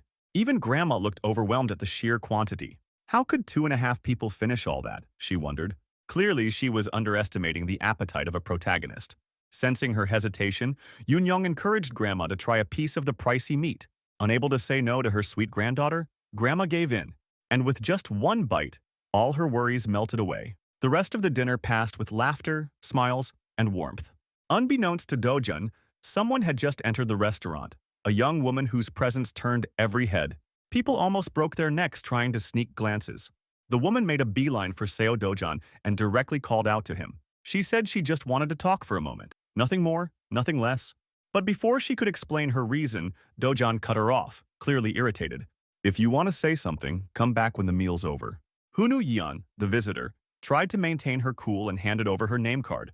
Most people would have changed their tone right there. Not Dojon. He just kept grilling meat and eating, completely ignoring her. Left with no choice, the S-rank hunter swallowed her pride and waited in the restaurant's side room. With someone like her sitting near regular civilians, she became the instant center of attention. Men and women alike kept sneaking peeks at the hero who stood near the pinnacle of the rankings. She wasn't just fourth nationally among S-class heroes. She was also considered one of the top 10 most beautiful. Everyone had the same question on their minds. Who the hell is making Hunu Yeon wait? Trying to ignore the whispers, Juyeon reflected on their brief interaction. She knew the rumors. Seo Dojan entered his first gate 2 months ago, survived, and was suspected to be an awakened. He was thought to have died in the Mapo Rift, and yet here he was, enjoying dinner. And even more unsettling was the sharp look he gave her. Just a glance from him had an S-ranker on edge. It made no sense. A newly awakened couldn't reach S-rank in under 2 months. Even Kafmore, the oil tycoon who poured billions into magic stones, needed 5 months to reach that level. Clearly, Dojan wasn't ordinary. He had something else, a special ability unknown to the system. Eventually, Dojan, Grandma, and Yunyong finished dinner, bellies full and hearts content. As they made their way to the exit, Juyeon approached, finally ready to speak. But before she could say a word, another party strutted into the restaurant, with arrogance written all over them. Dojan's expression sharpened instantly. That skeevy bastard hadn't expected to see Dojan alive. It was Kang Chol-woo, the lunatic from the gates. Even Juyeon recognized the troublemaker at a glance. The restaurant fell silent. Tension filled the room. Ignoring the man's childish insults, Dojan turned to Juyeon and calmly called her over. Chol-woo was shocked to see the young man casually summoning an S-rank hunter like they were on first-name terms. After exchanging a few words with the cockroach, Dojan asked Juyeon to look after his family for a bit. All she had to do was flag a taxi so they could ride home safely. It would be more convenient if they were far away while he collected an overdue debt from a certain mongrel. Thankfully, Hunu Yin is a reasonable woman. She did as asked, flagging down a cab and assuring Grandma and little Yunyong that everything would be fine. She waved them goodbye, though their concern was clearly written on their faces. Juyeon stood there awkwardly as the taxi pulled away, and the moment they were gone, a resounding crisp slap echoed throughout the restaurant. With his loved ones out of sight, Dojan finally dropped the PG act and slapped the hell out of Cheol-woo. The hit came so fast Cheol-woo didn't even see it. All he knew was the stinging pain in his cheek and the crushing humiliation that followed. Furious, he charged forward to retaliate. One of the restaurant servers tried to step in, begging the two awakeners not to destroy the establishment. But her plea was met with unreasonable violence, though luckily, she wasn't hurt too badly. Remaining calm, Dojan ordered everyone to clear the room. Cheol-woo, easily provoked and dumb as ever, couldn't come up with decent trash talk. So Dojan gave him another lesson, a second strike to the face. The bastard who once locked the original Seo Dojan inside a gate and left him for dead was now being beaten like a dog. Even if Cheol-woo didn't personally deliver the final blowback then, Dojan's hatred runs deep. Snickering, the goblin-faced fool casually mentioned that it was Dojan's evil stepmother who orchestrated the whole thing. That was all Dojan needed.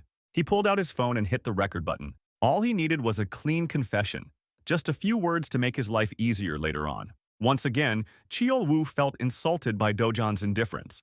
Charging up his mana, he threw a punch while calling Dojan's mother a ordpains, but Dojan didn't flinch. Instead, he met the brute's punch with a soft motion, like hitting an impenetrable bouncy shield, sending Cheol-woo's fist flying away uselessly. The musclehead was stunned. For once in his life, brute force wasn't enough. Then Dojan moved. Like a hunter playing with his prey, he followed Cheol-woo's flailing body and let his fists do the talking. Bone-cracking sounds echoed as the server from earlier, still shaken, tried dialing the police. Before she could press the call button, a delicate hand took her phone away. With a warm smile, Hunu Yeon told her not to worry. She'd take care of everything. Grateful, the server backed down. Meanwhile, Cheol-woo was being torn apart. Slaps, scratches, and punches left no room for breath. Juyeon watched closely, stunned. As far as she knew, Cheol-woo was a B-rank hero. Not many could beat him so effortlessly. But based on this one-sided massacre, Dojan might even qualify as an A-ranker.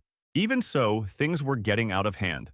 Juyeon gently asked Dojan to stop, fearing Cheol-woo might die if this continued. He complied. Dojan dropped the goblin-faced goon to the floor and wiped his hands clean. Noticing the tension, Juyeon asked, "How much do you know about Kang Cheol-woo?" Dojan didn't know the full story, but he knew enough to want him dead. Juyeon then dropped an important warning. Cheol-woo is connected to Kang Yongpyo, an S-rank hero. Dojan shrugged. He already knew, and didn't care. Juyeon was taken aback. She had never met anyone so reckless. This guy clearly had no fear of what an S-ranker might do. Still, she elaborated. Kang Yong-pyo is extremely protective of his degenerate cousin. This little incident would definitely reach his ears, and once it did, blood would be spilled. But Dojan just scoffed at the warning. He wasn't worried about the future. What really irritated him was how Juyan somehow knew so much about his life. Now that the goblin goon was dealt with, Dojan's irritation shifted to the nosy S-ranker who had started poking around in his business. Face to face, the feral young man stared her down, but Hunu Yan wasn't a pushover. Intimidating eye contact alone wasn't going to break her. Changing the subject, she apologized for the sudden visit and got straight to her point. She had been sent by her uncle to speak with him after hearing about the bag of Hero's magic crystals he sold. Now, she wanted to get her hands on the rest, and was willing to buy every single piece no matter the cost. Dojan warned her that it wouldn't be cheap. He had a large stockpile of rare and valuable treasures, but Yan was confident. The resources of an established S-rank hero, she said, are beyond what normal people can even imagine. It's not like Dojan was opposed to selling. He just had one condition, a small favor. Nothing big, at least not for someone as renowned as Hunu Yan. Elsewhere in the city, the sound of expensive liquor bottles smashing against the floor echoed through a lavish office. Dojan's wicked stepmother was losing her mind. She had just learned that the son she thought was dead had survived. Her people had been certain he died inside the rift, but now reports said he was alive. A resilient cockroach who refused to die. Press F for the bald man nearby. Having a boss like her couldn't possibly be fun. You couldn't really blame him, though. Even the Hero Association had labeled Dojan dead. But the evil stepmother wasn't interested in excuses. She wanted results. To make things worse, news had just come in about Kang Cheol-woo's defeat at the hands of Dojan. That could only mean one thing. Dojan now knows who tried to kill him. This revelation made her gulp. She wasn't afraid of Dojan himself, but she was terrified of the mess it would create if her father or husband found out. She could cover her tracks, but if the media caught wind of any of it, the company's stock would crash. She ordered her people to intercept the news cycle. If they failed, both T Group and W Group would likely sever their deals and cut advertisements. The police also needed to be on their payroll. Her staff had already started damage control. That lifted some pressure off her shoulders. Then, Director Lee, the bald man, whispered that these cover-ups were just band-aids, not solutions. But he had an idea. He suggested using Kang Yong-pyo, the infamous S-rank hero and cousin of Cheol-woo. Even someone like her knew his name. Cheol-woo might be a trash-tier villain in the hero world, but he was extremely close with his powerful cousin. In truth, Cheol-woo was just a pawn, doing dirty work for someone far worse. If Cheol-woo got arrested or publicly humiliated, it would reflect badly on Kang Yong-pyo too. In fact, Yong-pyo had likely already taken steps to control the damage. Hearing all this, the stepmother made up her mind. She needed to meet Kang Yong-pyo immediately. And one more thing, that Mutt Hong Chong from HCS Capital had dared to ally with the enemy. He was now protecting Dojan's family. For that betrayal, she wanted a prosecutor on the phone in 1 minute. Anyone who left her side would pay the price. The very next day, a group of heroes entered one of Korea's 37 rift zones. Out of these zones, 5 were now being turned into secured gates, but the rest could only be raided by heroes affiliated with the Hero Association under tight schedules. Today, Hunu Yan herself was leading a team. With her S-rank ID, she had practically unlimited access to any gate. Among the crowd of flashy, weapon-laden heroes stood a young man in a beat-up hoodie, Seo Dojan. Yan had selected Jong-un's Clio Guild as a temporary team for the hunt. It was a rare honor to be part of an S-rank's mission, so the team was excited. Yan casually claimed she just wanted to stretch her muscles and have fun, but in truth, she had staged the entire mission to give Dojan clean entry into the restricted rift zone. The deal was simple. Dojan would sell the rest of his heroes' magic crystals at market price in exchange for access to the gate. He just wanted to hunt stronger monsters and earn more money. Sure, the rift zones were dangerous and filled with monsters, but for someone like Dojan, it wasn't a risk. It was a treasure hunt. And as for Hunu Yan, she didn't care how dangerous it was. She just needed those crystals. After a few minutes of walking through a dark tunnel, the group finally emerged into a brightly wooded area. Unable to suppress her curiosity, Inju started bugging Juyan about the real identity of the mysterious young man trailing behind their party. Juyan casually introduced Dojan as someone she knows, but no one was buying that half-baked answer. Inju playfully speculated, could he be Queen Jian's boyfriend? Tired of the chatter, Juyan gave in and offered a partial truth. She owed the guy a favor, and it's not every day an S-rank hero owes someone. While the team was caught up in side conversations, a massive shadow suddenly blotted out the sun. Everyone turned their eyes upward. only to see a beast descending. As an A-rank guild, the Clio heroes instantly drew their weapons and took up their assigned positions. Their first opponent? The fearsome cockatrice. Like a seasoned leader, Julian took command, barking out orders with clarity. Jingu and Dian, take defense. Sunho, aim for the legs. But before she could finish assigning roles, a blur shot past everyone. With a single, powerful leap, Seo Dojan closed the aerial gap and launched himself straight at the flying beast. He had no time for group strategies. The Clio heroes stood slack-jawed. They had never seen anyone move like that. Charging mana into his fist, Dojan was ready to draw first blood. Meanwhile, Guildmaster Inju groaned at her luck, barely inside the gate, and already they had to deal with a top-tier monster. While Juyan was still calling out positions, Dojan had already dropped his bag and launched himself into the sky like a cannonball. He was a speed demon, and with one jump, he completely neutralized the bird's aerial advantage. In the air, he took control of the battlefield with ease. His fiery energy surged, radiating heat. The oversized chicken couldn't react in time and took a full-powered punch to the beak. The bird crashed to the ground. And the human? He stood above, like a god, high in the sky. It was a poetic reversal. Dojan landed gracefully in front of the group, not even breaking a sweat. The cockatrice was on death's door, the mark of Dojan's fist still visible on its shattered face. The Clio Guild stood in stunned silence. Even their S-rank carry couldn't believe it. Then, with no ceremony, Dojan lifted his leg and began stomping the creature's head until it was nothing more than meat paste. Brutal? Yes, but necessary. Killing a cockatrice takes overwhelming force. With every kick, bones cracked and blood splattered. The group could only look on in horror. Now Inju's curiosity was burning. Who the hell is this guy? Honestly, even Juyeon wasn't sure. All she knew was that Seo Dojan was strong. No, calling him strong was an understatement. Only a handful of heroes in the world could do what he just did.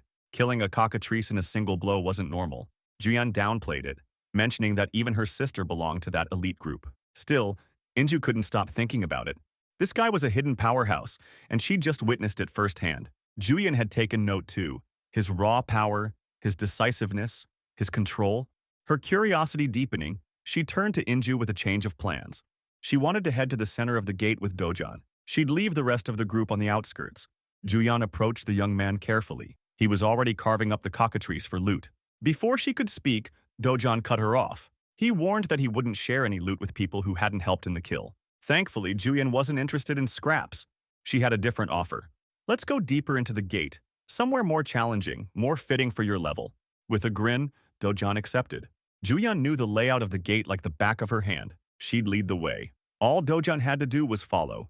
Without another word, she blasted off into the distance, her speed creating a sonic boom. Dojan casually watched her vanish, slung his bag over his shoulder, and took a sprinter's stance. He gathered mana in his legs, then exploded forward, the shockwave almost knocking the Clio Guild heroes off their feet. Inju blinked in disbelief. If Juyeon is a bullet, then that man moves like light. Left behind, the other heroes looked at each other, waiting for orders. Of course, chasing after those two was pointless. Today, they had no choice but to accept the truth. They were the sidekicks, the small fries.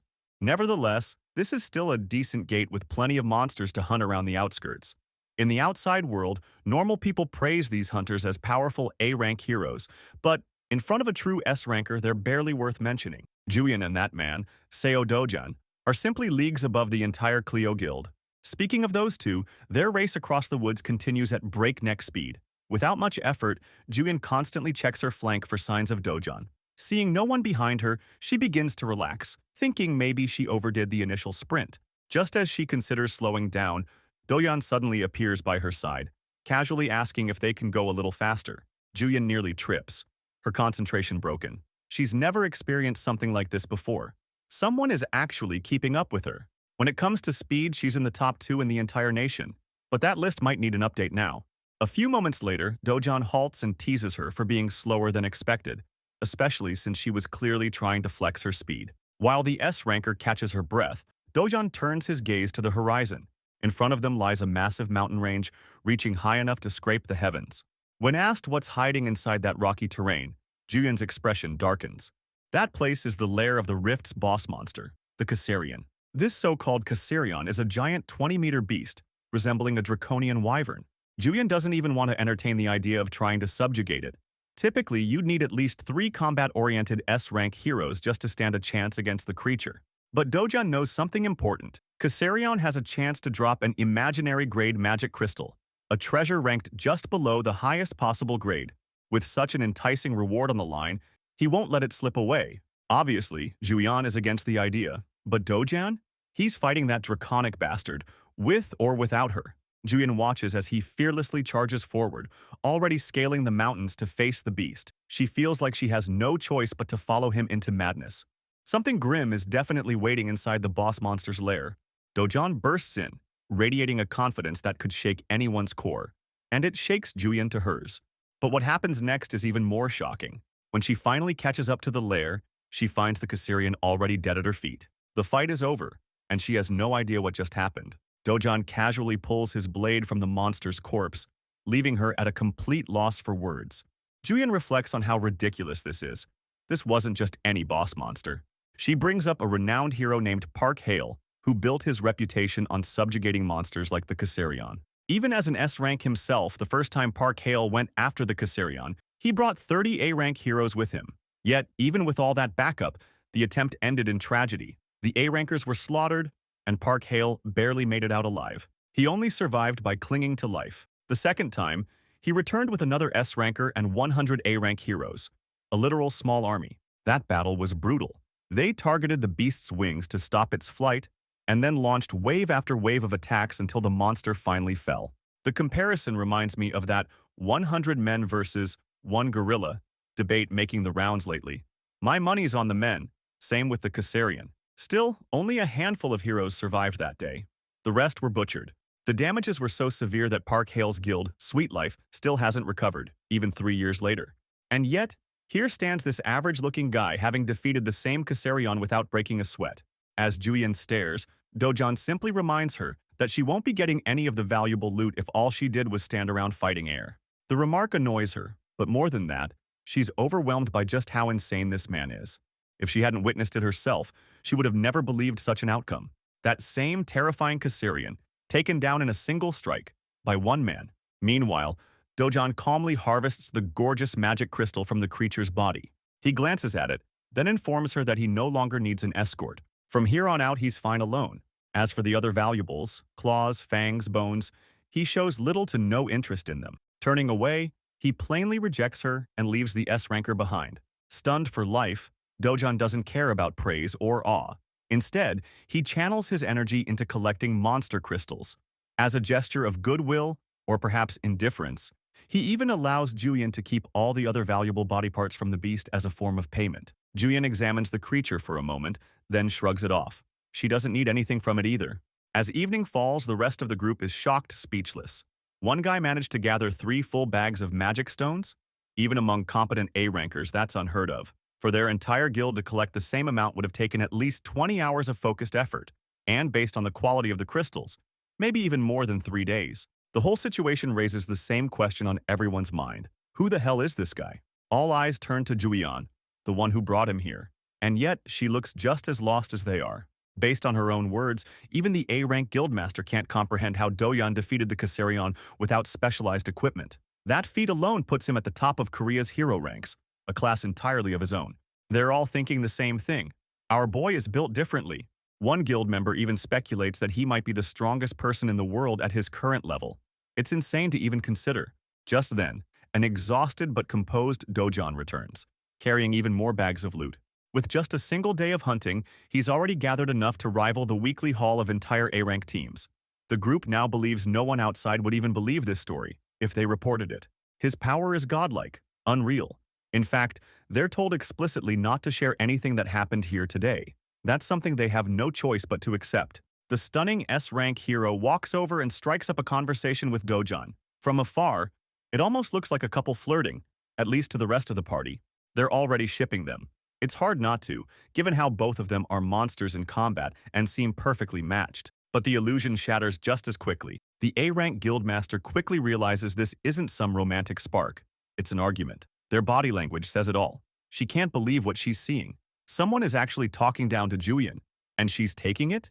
To make it worse, Dojan hands her a bag and walks away without saying another word. The guildmaster is left stunned once again. As for the bag's contents, Jean relays Dojan's own words. He fears becoming an overnight celebrity if word gets out that he's the one who killed the Caesarian. Since that's not a fate he's interested in, he's dropping the entire burden onto her shoulders. Hearing that, both of them are left completely baffled. But irony always wins. The law of manifestation kicks in. Despite everything, Julian starts getting curious about him, really curious. Whether she admits it or not, the girl is falling in love. Meanwhile, in a different part of the city, we check in with the famous S-ranker Park Hale, the same one known for hunting Caesarians. Right now, he's going beast mode on a punching bag. His assistant watches in awe. The man looks like he's fueled by rage. As mentioned earlier, Park Hale is the guildmaster of Sweet Life. The assistant tries to calm him down, reminding him that a bit of patience will go a long way. Hale agrees. Anyone who underestimates him will suffer the consequences. He believes the day will come when everyone will recognize him as the most powerful guildmaster alive. The assistant then brings up Hale's greatest achievement, his legendary Caesarian hunting streak. That feat alone, they claim, will cement his name in the history books as the first hero to defeat the Caesarian with the smallest squad. The funny part? That title will never be his again. Not unless Stephen Hawking rises from the grave and performs a miracle. Still, Hale soaks in the praise, boasting about his own accomplishments. Yet, his guild has been in steady decline ever since their last major battle. Compared to where they were 3 years ago, it's almost embarrassing. But the one thing that still makes Hale smile? The belief that no one else is capable of beating the Caesarion like he did. A belief shared by his one-eyed servant. A sudden plot twist leads to an awakening, and a shocking revelation.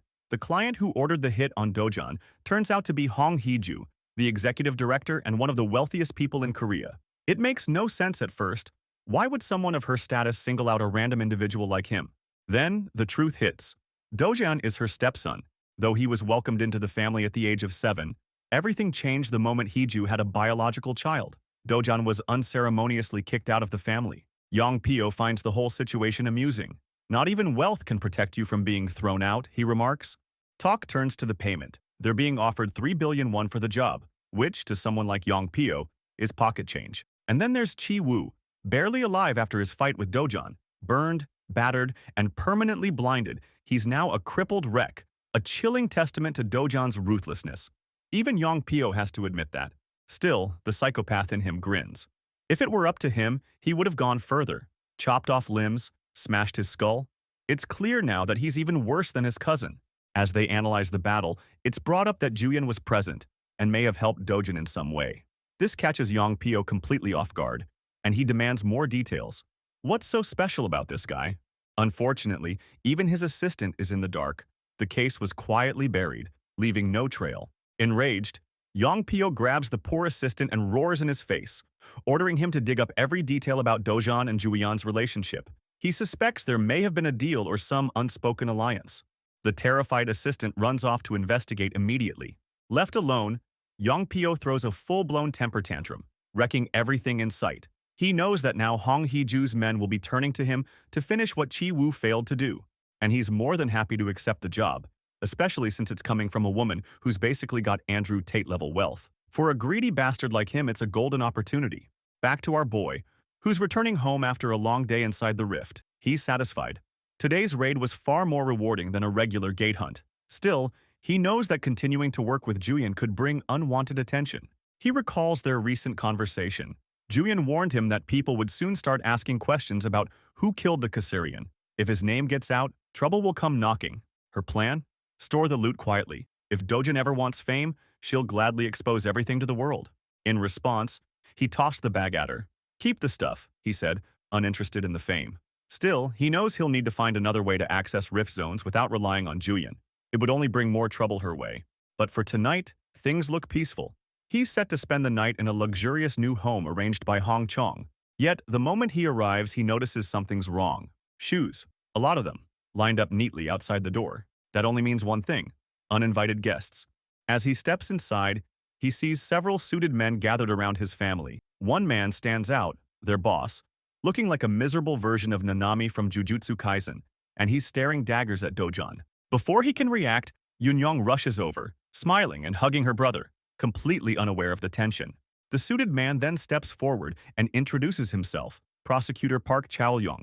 In front of everyone, he loudly states that due to Dojan's connection to Changso, He is under emergency arrest because he's being accused of associating with the money-lending network run by the corrupt CEO of HCS Capital.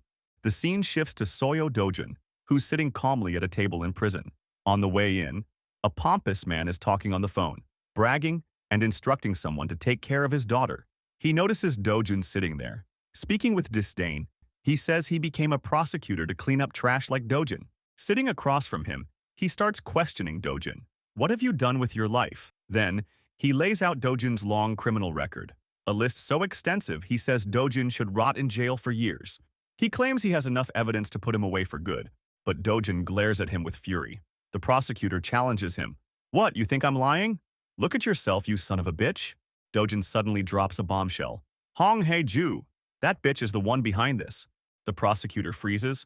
Who is that? He demands. Dojun, analyzing the situation, realizes the faction behind Huang Chang's sub has collapsed. This isn't looking good for the prosecutor. He responds, I don't know where you heard that name, but do you think we Korean prosecutors are some kind of joke? His stare hardens. You're finished, bastard. Dojun glares back so intensely that the prosecutor recoils in fear. Realizing Dojun isn't someone to underestimate, he steps back. Then, in a fit of rage, he lifts his arm as if to strike Dojun. But just then, an assistant rushes in. He interrupts. Prosecutor Park, you need to see this. It's the evaluation results for Dojun's power level, but the report lists him as an ordinary citizen with no abilities. The assistant is confused, suspecting a mistake, but Park insists the T group's evaluations don't make errors. He's shaken. How the hell does this guy know Hong Hae-ju's name? Meanwhile, Dojun is relieved. In his thoughts, he finally understands why Korean prosecutors are nicknamed Mad Dogs. He starts fantasizing about burning it all down and disappearing with only his little sister and grandma. Just then, the door opens. Ju-yeon enters and asks, What are you doing here? I don't even know, he replies. She advises him not to use violence, no matter how absurd the situation seems. If you fight, things will only get worse, he asks. So you're here to help me? Not to help, she says, but I know you're not guilty of what they're accusing you of, and I won't just stand by while someone innocent gets punished. With a slight smirk, he replies, Is that so? She explains the Hero Association is investigating unlicensed heroes. That's why he's being charged. What about my family? He asks.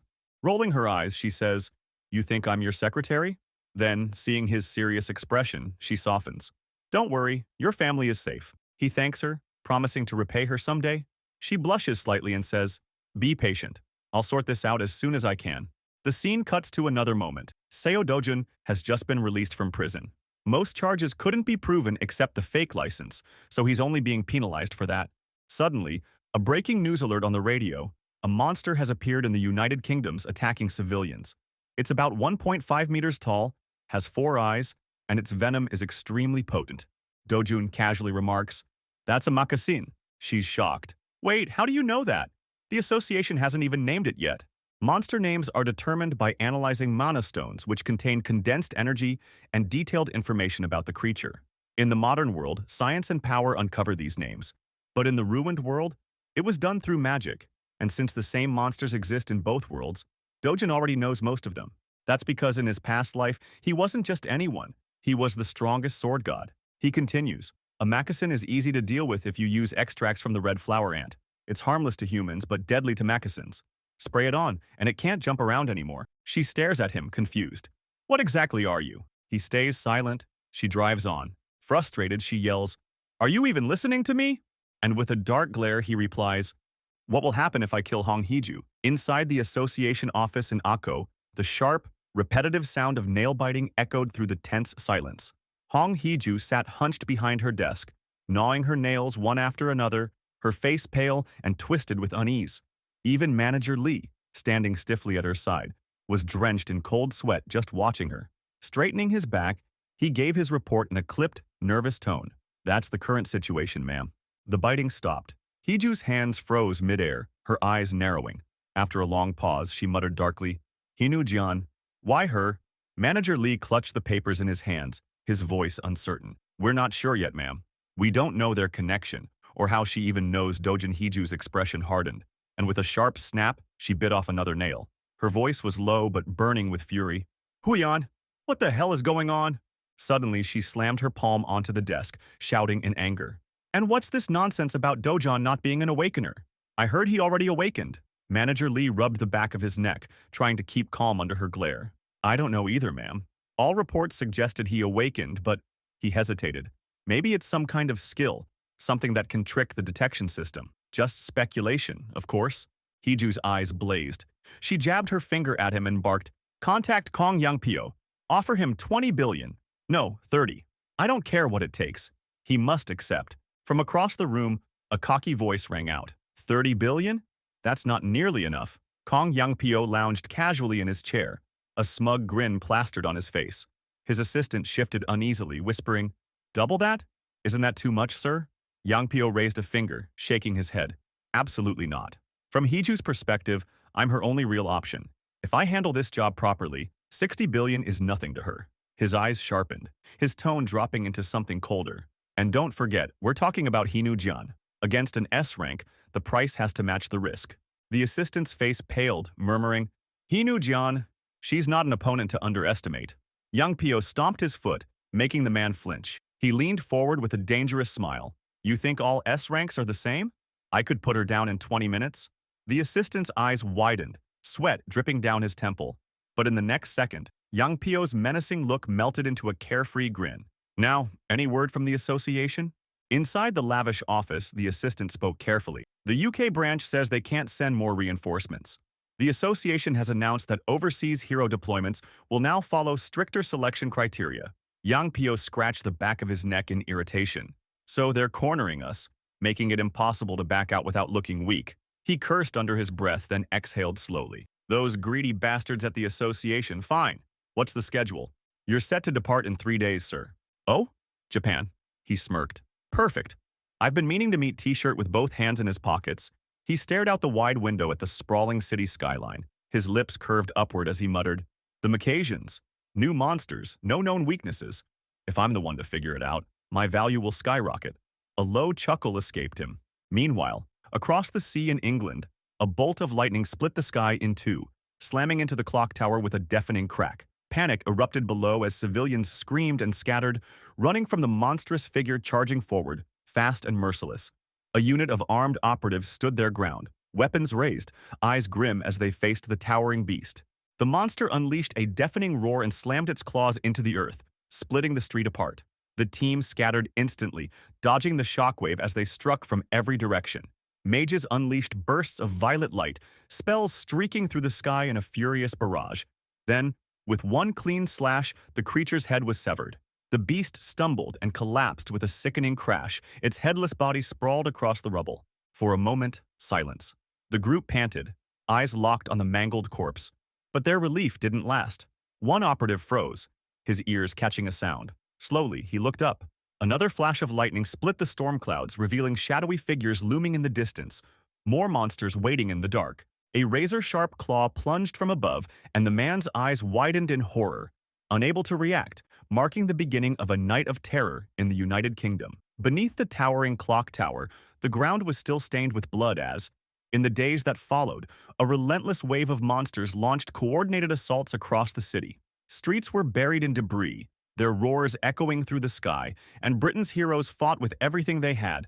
But without accurate intel, their losses were devastating. The enemy pressed onward, converging on London, and as the dust cleared, massive silhouettes emerged from the smoke, towering figures whose golden eyes gleamed not with warmth but with the cold promise of death. Then suddenly, that golden light flickered and vanished. The monsters froze, and moments later their bodies convulsed violently before collapsing one after another.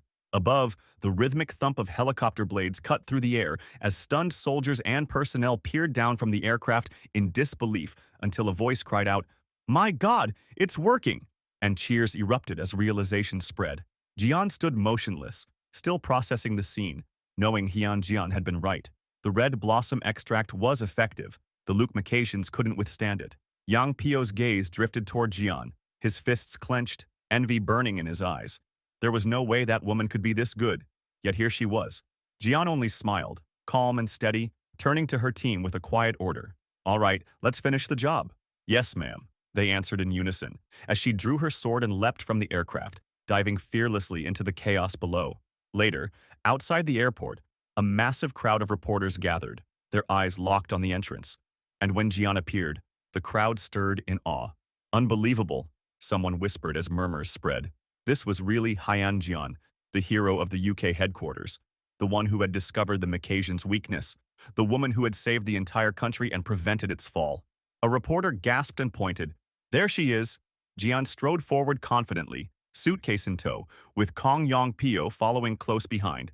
But the moment they stepped outside, they were met with a wall of flashing cameras and shouted questions.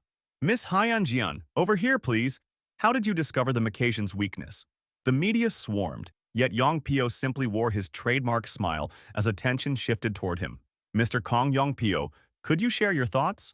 We heard you captured the most during this mission.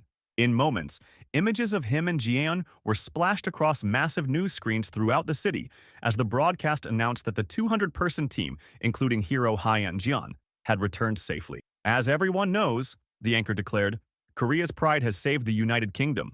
Dramatic footage of the invasion rolled, with narration crediting the red flower ant extract as the key to victory.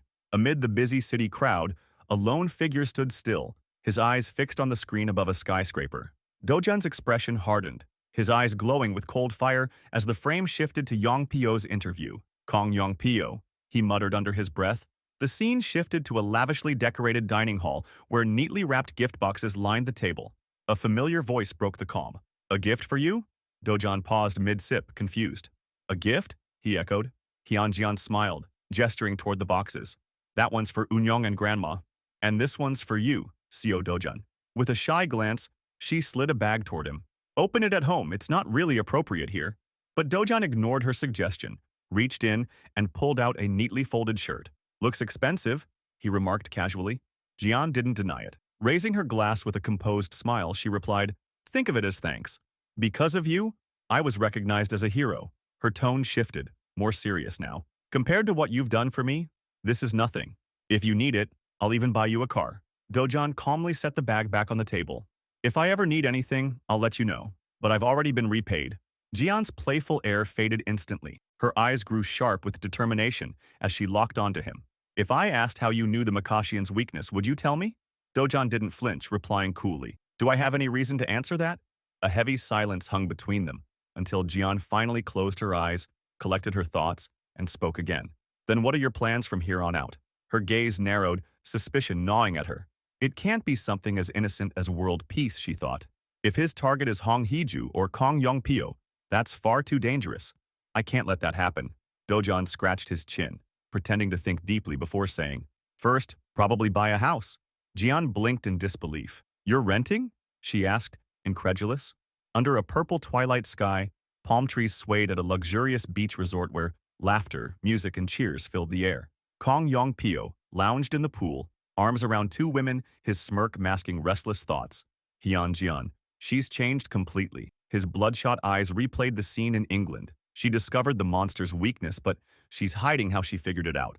Aboard a private jet days earlier, he had pressed her. Fine, forget the Macassians. What about Seo Dojan? Jian, still wearing her eye mask, sighed with irritation. What do you mean? You freed him, Yong-pyo said. You were there when he crushed Chi-woo. Don't deny it. Jian shot back calmly. Chi-woo started it. He tried to kill someone inside a gate and failed.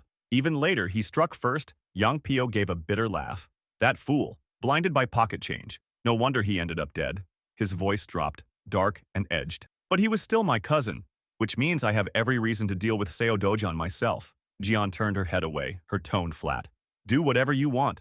It's none of my business. His eyes narrowed, watching her closely. Something's off. Their bond isn't what I thought. Jian, without looking at him, added coldly.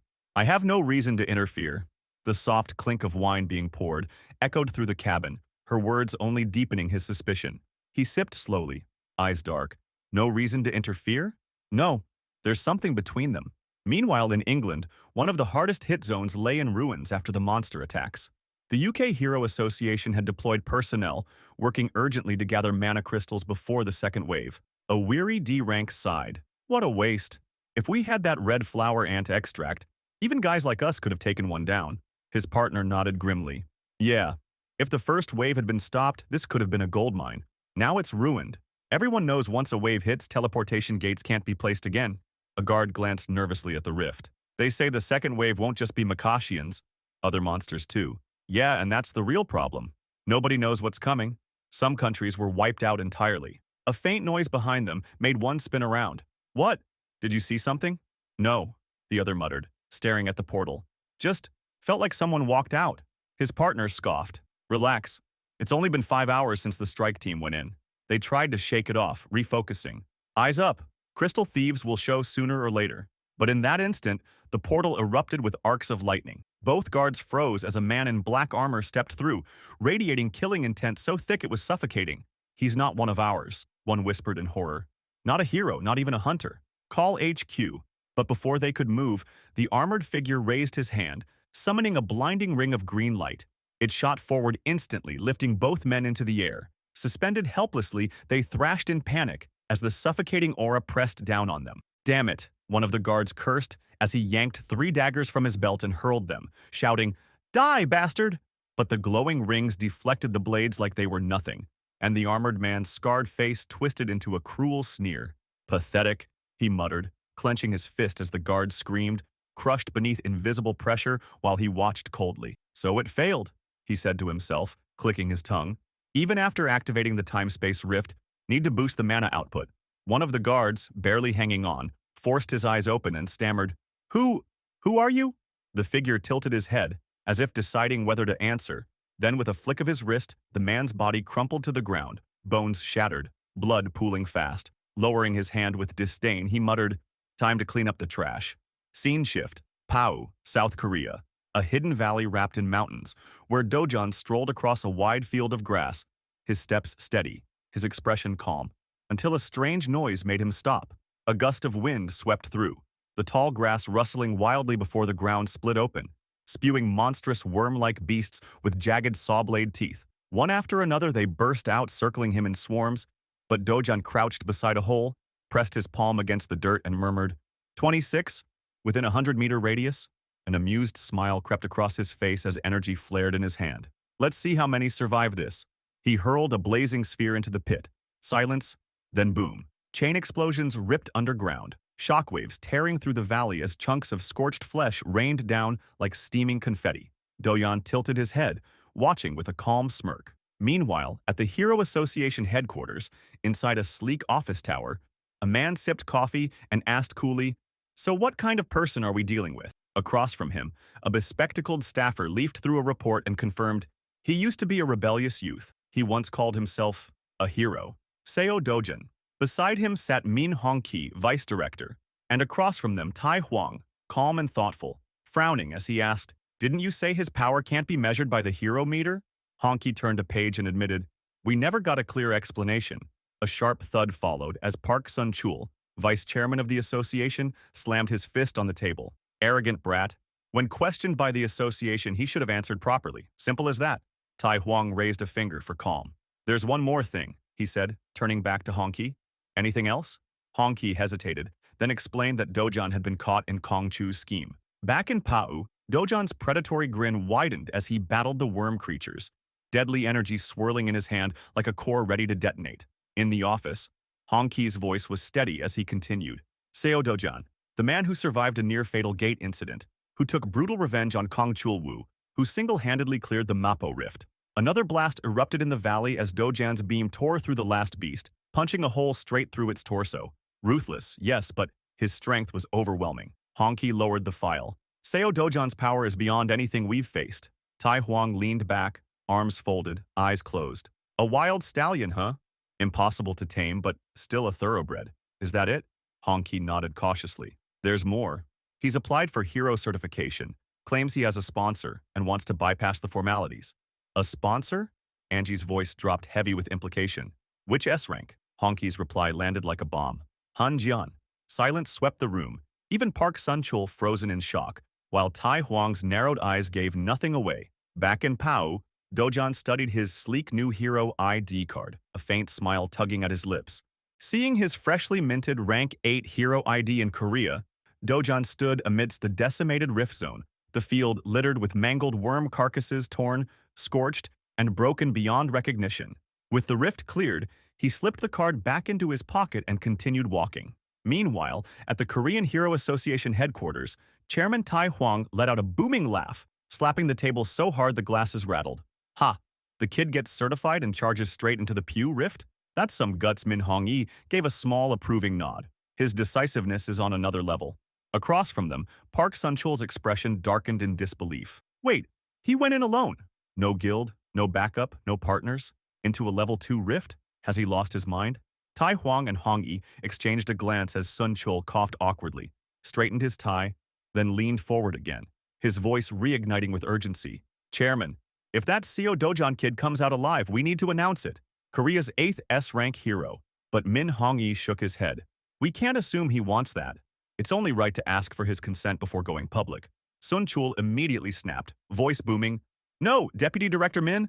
Don't be absurd. The world's in chaos. Another S-rank awakening would bring hope. Isn't that right, Chairman? Tai Huang stayed silent for a moment, then slowly pressed his palm to the table and stood. His gaze was sharp, his tone absolute. I understand both sides, but I'll meet him myself, face to face. Back inside the pew rift, Dojan was already knee-deep in combat, his kick slamming into a beast's torso with a thunderous crack, the impact sending it flying. More monsters slithered from the shadows, eyes glowing with bloodlust, but they were too slow. Crimson flame ignited in his palm, his body moving like a blur as he carved clean through them, each strike leaving seared air in its wake. One by one they fell, collapsing like trees until the field was littered with massive, twitching corpses. Extinguishing the faint embers on his hand, Dojan lifted his gaze to the deceptively calm blue sky. As expected, he muttered under his breath, this burns through my mana fast. The scene shifted to the Gazan Hero Complex, where a young man behind the front desk tapped idly at a mobile game. Without looking up, he asked, reservation name, please? Dojan set something down in front of him. I want to see if this can be forged into a weapon. The clerk scoffed. Reservations only. Try somewhere else. Dojan raised an eyebrow. Didn't you just say you were swamped with bookings? Funny how you didn't even check the list. You're the one who answered the phone earlier, right? Irritated, the clerk snapped. We're fully booked. We don't have time to waste. Go bother another shop. Dojan's hand shot out, grabbing him by the collar. The young man shouted, Are you crazy? Are you the owner? Dojan demanded.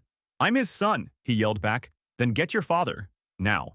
I came here because this place was supposed to be the best. Flustered, the boy retreated to the back. Father, there's a customer. Moments later, Cho Chuan, the renowned hero smith, emerged, eyeing Dojan warily. Who sent you? He asked. Hanjian, Dojan replied, setting a bag on the table. As he unpacked it, Cho Chuan's eyes widened, disbelief etched on his face. His son stared too, frozen. Father, what is that? Chuan's voice dropped almost to awe. That's the fang of a giant black killer. I want a sleek sword, Dojan said calmly. As long as possible, Chuan snorted. Long? You clearly don't understand smithing. Materials like this lose durability if stretched. I'll forge 2 medium blades instead. Dojan's gaze hardened. What are you saying? That you're not skilled enough? Just connect them into one. I need the length, and boost its mana absorption to the highest you can. The son burst out, offended. Lack skill? Are you serious?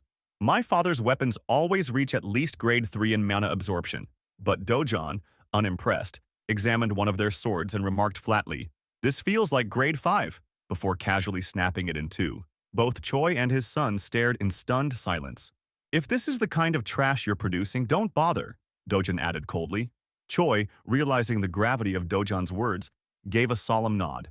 The next day, in a tranquil forest bathed in morning light, a massive creature stirred from slumber, its snoring rumbling through the trees. Suddenly, its eye blazed open, glowing red with fury as it roared loud enough to shake the woods. Dojan appeared from the shadows, hood pulled low. So noisy, he muttered, unimpressed. Energy flared in his palm before he unleashed a fiery blast that struck the beast with explosive force. The monster retaliated by ripping a tree from the ground and swinging it like a club, but Dojan nimbly leapt aside, soaring into the air. He dove down at blinding speed, raw power cloaking him, only for the beast to regenerate instantly, its red eye now shrouded in a sickly green aura. Unfazed, Dojan pressed forward, clashing with the monstrous Cyclops in a brutal exchange. Blow after blow shook the ground until with one final strike, he felled the creature. Breathing evenly, he muttered, as expected, hard to sustain the mana for long, before pulling a jar from his bag and collecting its blood. Later, at a busy trade center, Dojan placed the jar on a counter. The clerk's eyes went wide. What is this? He asked. Dojan replied calmly, Tell your father, Choi, that with this, he can fuse 2 black killer fangs with ease. The clerk called after him for an explanation, but Dojan was already walking away. Inwardly, he reflected, I've gathered most of what I need, but to truly boost mana absorption, there's still one more thing. The only place to get it is Brazil. At that moment, a scene shift revealed Jian lounging at a resort, phone ringing beside her. The moment she answered, Dojan's voice came through with a single word, Brazil. Her eyes widened, all relaxation gone. By the poolside, Inju passed by in sleek swimwear, the lazy rhythm of water splashes echoing. Without looking, Jian asked, Inju, did the association send someone to Brazil? Yeah, he replied.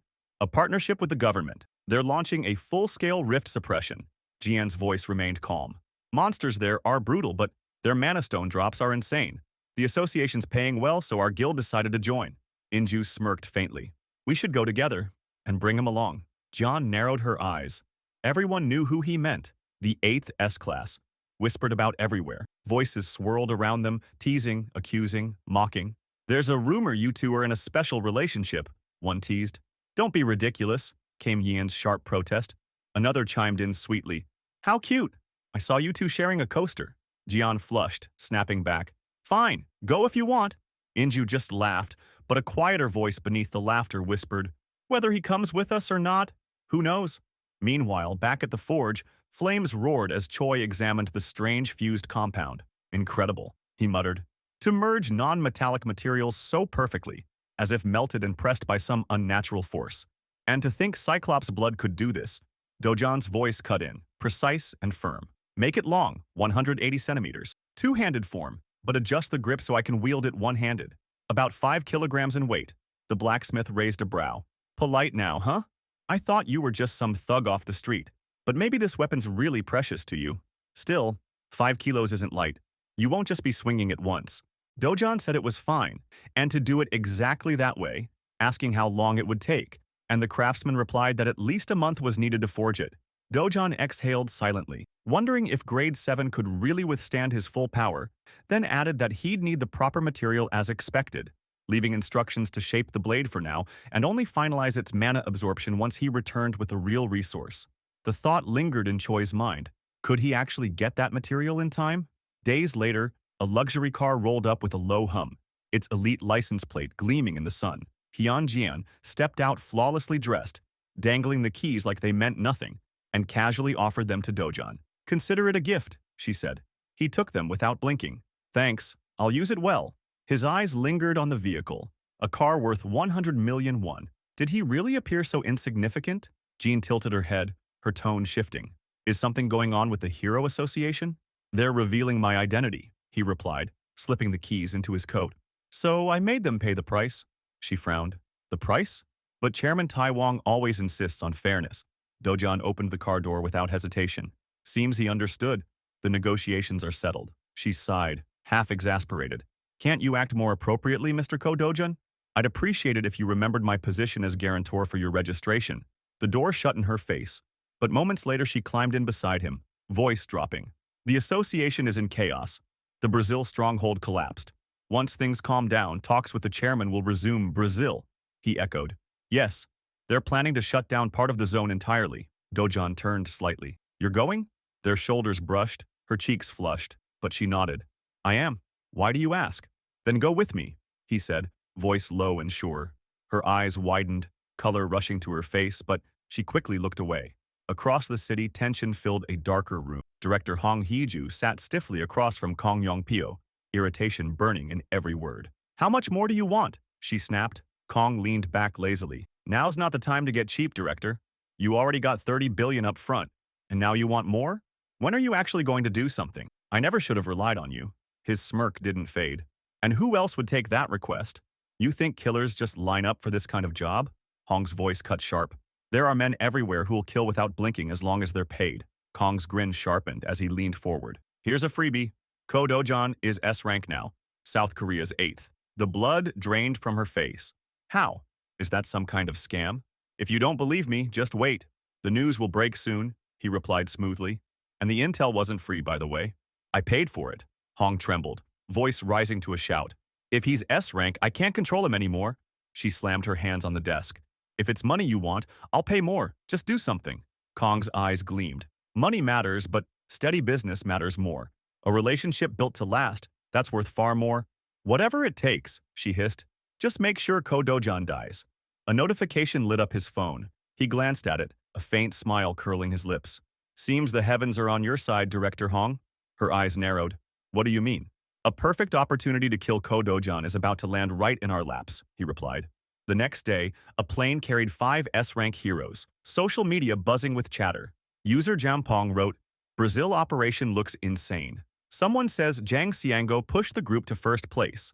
Park might just be in it for the money. Hian's sexy as always, and Kong Yongpyo's no doubt getting a fat paycheck. But who even is this Seo Dojan? While Dojan sat quietly eating noodles, curiosity swirled online about his skills. The flight attendant's announcement cut through the hum. They would soon arrive in Brazil. Scene shift to Sao Paulo, inside the Brazilian Hero Association headquarters. Tense faces crowded the control room, eyes locked on incoming reports. The Korean teams landed, one executive murmured. Fastest among all nations who answered our call for aid. Another noted that some Korean heroes had skipped lodging altogether, heading straight from the airport into the rift zone, urgency driving them forward with that infamous hurry-up culture. Beneath the praise, tension simmered as one executive, voice barely above a whisper, asked what would happen if the Koreans caught on, and another replied in a flat, ominous tone that there were no eternal secrets, instructing them to simply contain it until the operation was over. The response met with a reluctant nod before silence fell heavy once more. Brazil's national treasure, Hero, had been killed, not by a monster, but by an unidentified humanoid near the San Rift, the black box footage leaving no room for doubt, though no one truly knew what had happened there. Elsewhere, inside a dimly lit room, a briefing crackled through the comms as Hyun Juyan asked where Dojan was, the reply coming that he was still on the plane, sparking confusion as Juyan reminded them that he had gotten off with the group earlier, only for the voice to answer evenly that he had transferred, the destination far away. A pause lingered before Juyan pressed for the destination, and the reply was one word, Santrum. The name hit like iron, the comms falling silent before disbelief erupted that Dojan had gone to the most dangerous rift zone alone before the mission had even started. In the briefing hall, the association explained that 2 days of adaptation had been planned before deployment, every team assigned to their requested zones. Juyan left the hotel and slid into a cab, only for Kong Yong-pyo to catch the door, reminding her that deployment wasn't until after orientation, but she answered calmly that there was a place she needed to check, and when pressed, she gave the same name, Santrum. Shock rippled through him like a blast wave as he stood frozen, recalling even the Brazilian Association had urged them to avoid it. The team arrived in the wasteland, shadows stretching across cracked earth, suffocating silence pressing down, only to find Dojan already there. Jayan demanded to know why he had rushed ahead, but he didn't even look up, saying he had waited, and they were simply late. She snapped that if he had informed them earlier, they wouldn't have had to rush like this, then exhaled sharply and told him to just say why they were here. Blue Croco, he answered. A beat passed before someone scoffed, if that was the only reason, but he countered coldly, asking if he needed another. Juyan narrowed her eyes, reminding him she was 3 years older, demanding respect. But he insisted he had been polite the whole time, though she snapped that he kept mixing casual speech and should stick to formal if he didn't want things to get awkward, their back-and-forth drawing whispers. Jong and Ju murmured that he was pushing her hard. Another noted how reckless it seemed to enter a rift like this without coordination, though someone else dismissed the concern, saying with Hero Hyan Juyan there, what was there to fear? While another admitted she was strong but pointed out their leader was a rookie, only to be corrected with the remark that there were levels of rookies, and Kodojan might just be the most legendary one they had ever seen. The deeper they pressed, the thicker the air grew, humming with energy and something primal. A hesitant voice asked if Dojan hadn't come to shut down the rift, but he replied coldly that he was here to gather materials, adding, why shut it down? You don't throw away a mine before draining it. Materials? Juyan echoed, just as a claw tore through the air, razor-sharp and blindingly fast, forcing one of the team to shout for focus and positions. Power rippled through the atmosphere as a massive armored beast emerged, thrumming with dangerous energy. Someone groaned that this was worse than the reports. Another muttered it was too dangerous, but Dojan told them to step aside with absolute certainty, recalling Choi Chuan's words. It wouldn't be easy to get the Blue Croco's heart barehanded. He tossed his prized sword, its weight heavy with intent, commanding them to use it to carve the material. Then came the roar, the clash, the battle erupting as Dojan slashed in a flash and the crash of impact shook the ground. Recognition spread across the faces around him, someone whispering breathlessly, stunned into silence, that they finally understood who he truly was. Someone gasped that it was unbelievably strong, and in the aftermath of the fierce battle, the other heroes could only stare in awe at Seodoyan's overwhelming power, whispering to each other that he had just taken down a blue croco with a single strike and recalling in hushed voices that he had slain a costrian, a fearsome monster bird, just as effortlessly, concluding among themselves that he was far beyond an ordinary hero. As the group shifted to processing the battle spoils, someone asked if he had finished sorting the blue croco hearts, and without a word, Dojan revealed the completed task, leaving them stunned. Juyeon glanced at the pile and wondered aloud what the hearts could possibly be used for before her eyes landed on the meat Dojan was grilling, prompting her to remark that it didn't look like beef. Dojan explained it was blue croco meat, perfectly edible, even offering her some, though she questioned why anyone would bother eating such a thing when they had brought normal provisions, to which he simply said if she didn't want it then not to eat before taking a bite himself. Inju muttered doubts about its edibility, but to everyone's shock, Juyeon trusted his word enough to try it, and after tasting it, admitted it was surprisingly good, which shifted the group's focus from monster meat to Dojan's strange relationship with her. Inju pressed him, teasing, demanding to know his secret, how he had won over someone famous for never having had a boyfriend and never falling for men easily, asking what trick had made her trust him enough to eat monster meat. The question tugged a memory from Dojan's past life, back at the Imperial Academy before he was 20, where noble ladies like Lady Melgrain of the Count Grain family and later Ruinda Leslian of the Leslie family had crossed his path, his thoughts drifting finally to Veronica, a name tied to a destroyed world and his final resting place. But the reverie broke as Inju demanded an answer again. Dojan replied cryptically that honey does not seek the bee, a line so cheesy the group groaned in unison, calling it the worst pickup line they had ever heard, while Juyeon coughed awkwardly to cover her reaction. Meanwhile, back in Sao Paulo, Kong Yangpyo fumed as his assistant reported the operation hadn't started, wondering bitterly if the team had gone ahead just for food, and questioned why Ko Dojan and Hyun Juyeon, along with her Violet Magnolia Guild, had gone with him toward Sandrum, noting the Brazilian authorities only ever warned that the place was extremely dangerous. He muttered that everything with Dojan was unpredictable, then received a call from director Hong Hee-ju, who demanded to know if Dojan was still alive and when Yangpyo would finally do his job. Irritated, he asked why she was pressing again, only for her to reveal that his father, the chairman of the TR group, had seen the news about Dojan's S-rank status and ordered him brought back. Yangpyo smirked with sarcasm, noting even the TR chairman was now stepping in, but Hong snapped at him not to joke, insisting this was serious, vowing she had finally found a proper partner and would make sure things didn't end badly as she stared at a map of Brazil. In another call, a cold voice declared that Ko Dojan would never return from Brazil, a plan that pleased them all, and Hong ordered Yangpyo to hang up, after which he told his assistant to contact Takashi's side, who acknowledged quickly. The conspirators smiled at the thought that Dojan had walked into a remote region, making their task easier. Back in Brazil, Dojan's group pushed into a lush green forest where Juyeon warned they were entering a jungle infamous for dangerous monsters. When asked which ones, she mentioned the lynx, and Dojan confirmed it immediately, calmly stating, of course, he knew.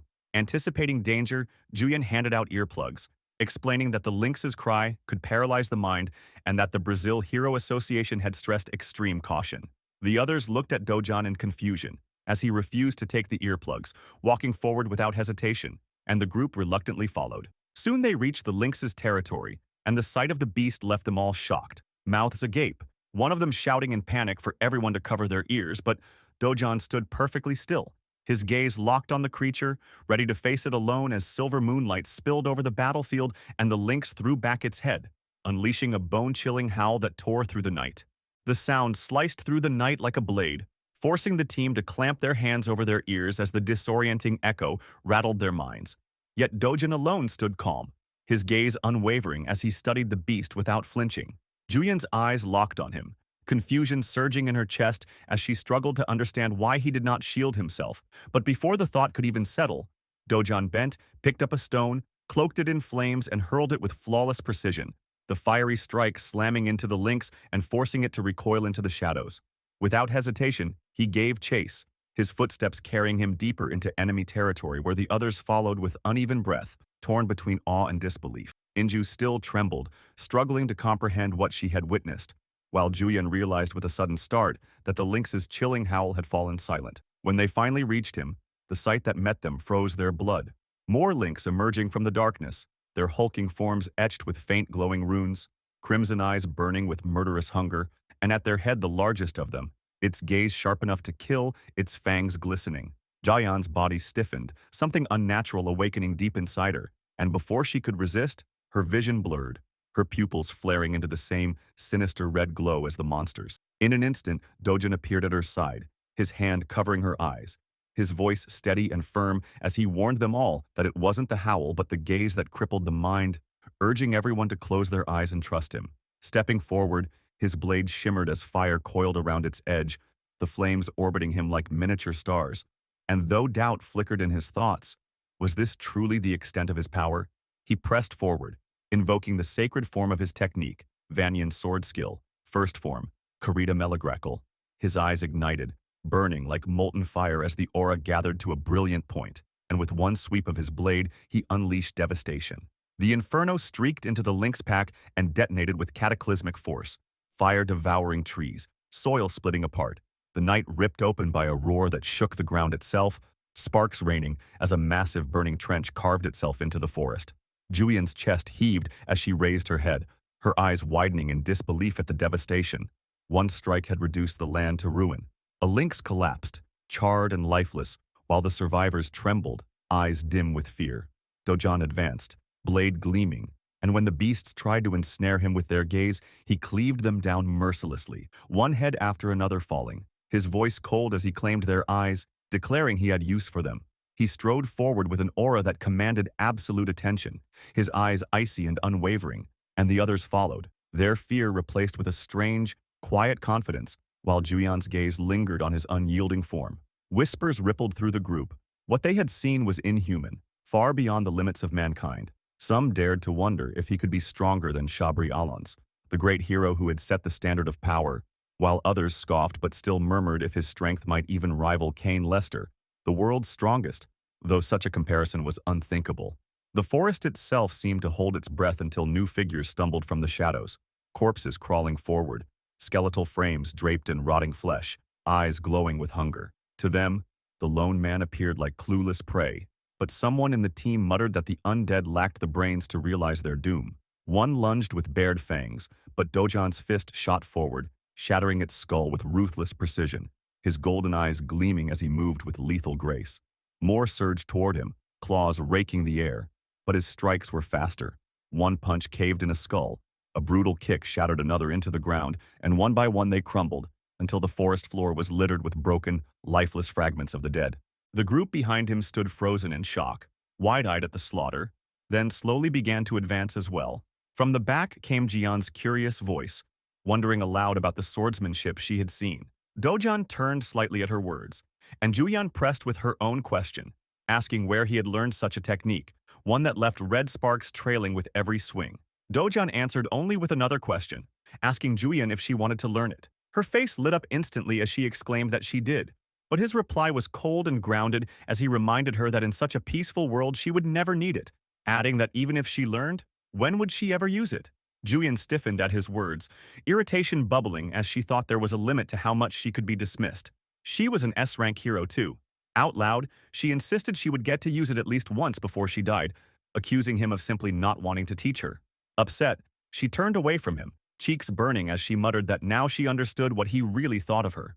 Inju could hardly believe the exchange and sighed, calling for everyone to leave the rift, the group nodding in agreement. As they walked out, she reflected silently that thanks to Dojan, they had cleared it without a single casualty, and next time, when they returned to close it fully, the time required would be far less. But as she stepped through, a voice struck her ears, low, venomous, and in Japanese. Someone cursed that they would kill Dojan, spitting hatred for daring to get in their way. Inju froze. The voice was familiar. At that same moment, Dojan pulled Julian close, her cheeks flushing red at the sudden touch. From the opposite side of the clearing, a group of men emerged, led by Ryoma Takashi, ex-Yakuza, S-rank hero, and guildmaster of Taigoku. Takashi's expression twisted with irritation as he growled that today had been his chance to finally have some fun with Jian, and that Dojan had ruined it. He ordered him to step aside before he smashed his face in, swearing he would kill him. Dojan remarked casually that it seemed Takashi's own companions didn't care much for him. Juyan glanced at him in surprise, asking if he understood Japanese, to which he replied that he knew enough, though inwardly he thought it had been the real Dujun who had studied it. Takashi blinked in confusion, unable to follow, before one of his subordinates shouted in outrage, demanding Dojan bow his head and apologize immediately for insulting their master, asking if he even knew who he was speaking to. Dojan's reply was curt and dismissive, saying he wasn't interested and they should get lost. Inju's eyes widened in alarm as she thought to herself that this was the Taigoku Guild, one of Japan's top 5, its master infamous for his temper. And even for Dojan, escalating here could be dangerous. She quickly tried to calm the situation, urging both sides to stand down, but Takashi snarled that this wasn't a place for a woman like her to interfere. At that word, her guildmates flared with fury, shouting back in outrage and calling him a monkey bastard, while Takashi's men responded in equal anger. Inju silenced them sharply, then introduced herself as Young Inju of Korea's Violet Magnolia Guild, declaring it best to resolve matters peacefully. Takashi sneered, mocking that he had never even heard of her guild, and taunted further, suggesting she needed a man as well. Reaching out, he tried to seize Juyan by the arm, but before he could, Dojan blocked him. Takashi snarled, ordering him to step aside, swinging a fist straight into Dojan's face and adding that he had business with him too, promising to kill him later. Dojan's gaze sharpened. Business with him. So the entire act had been provocation. Very well, he would accept the challenge. The next instant, his fist landed with crushing force, sending Takashi flying back to crash into the ground. His men froze in shock, eyes wide. Even then, Takashi's voice was calm as he told his allies to step back, claiming Dojan had thrown the first punch and that what followed was only self-defense. Rising with a furious snarl, he declared it a one-on-one fight and ordered his men not to interfere. His aura surged, eyes glowing red as he prepared to strike. From the sidelines, Juyan's heart raced. She prayed silently that Dojan would at least show restraint, that he would only half kill this man. Don't forget to like the video and activate the cheeky little bell for the second part.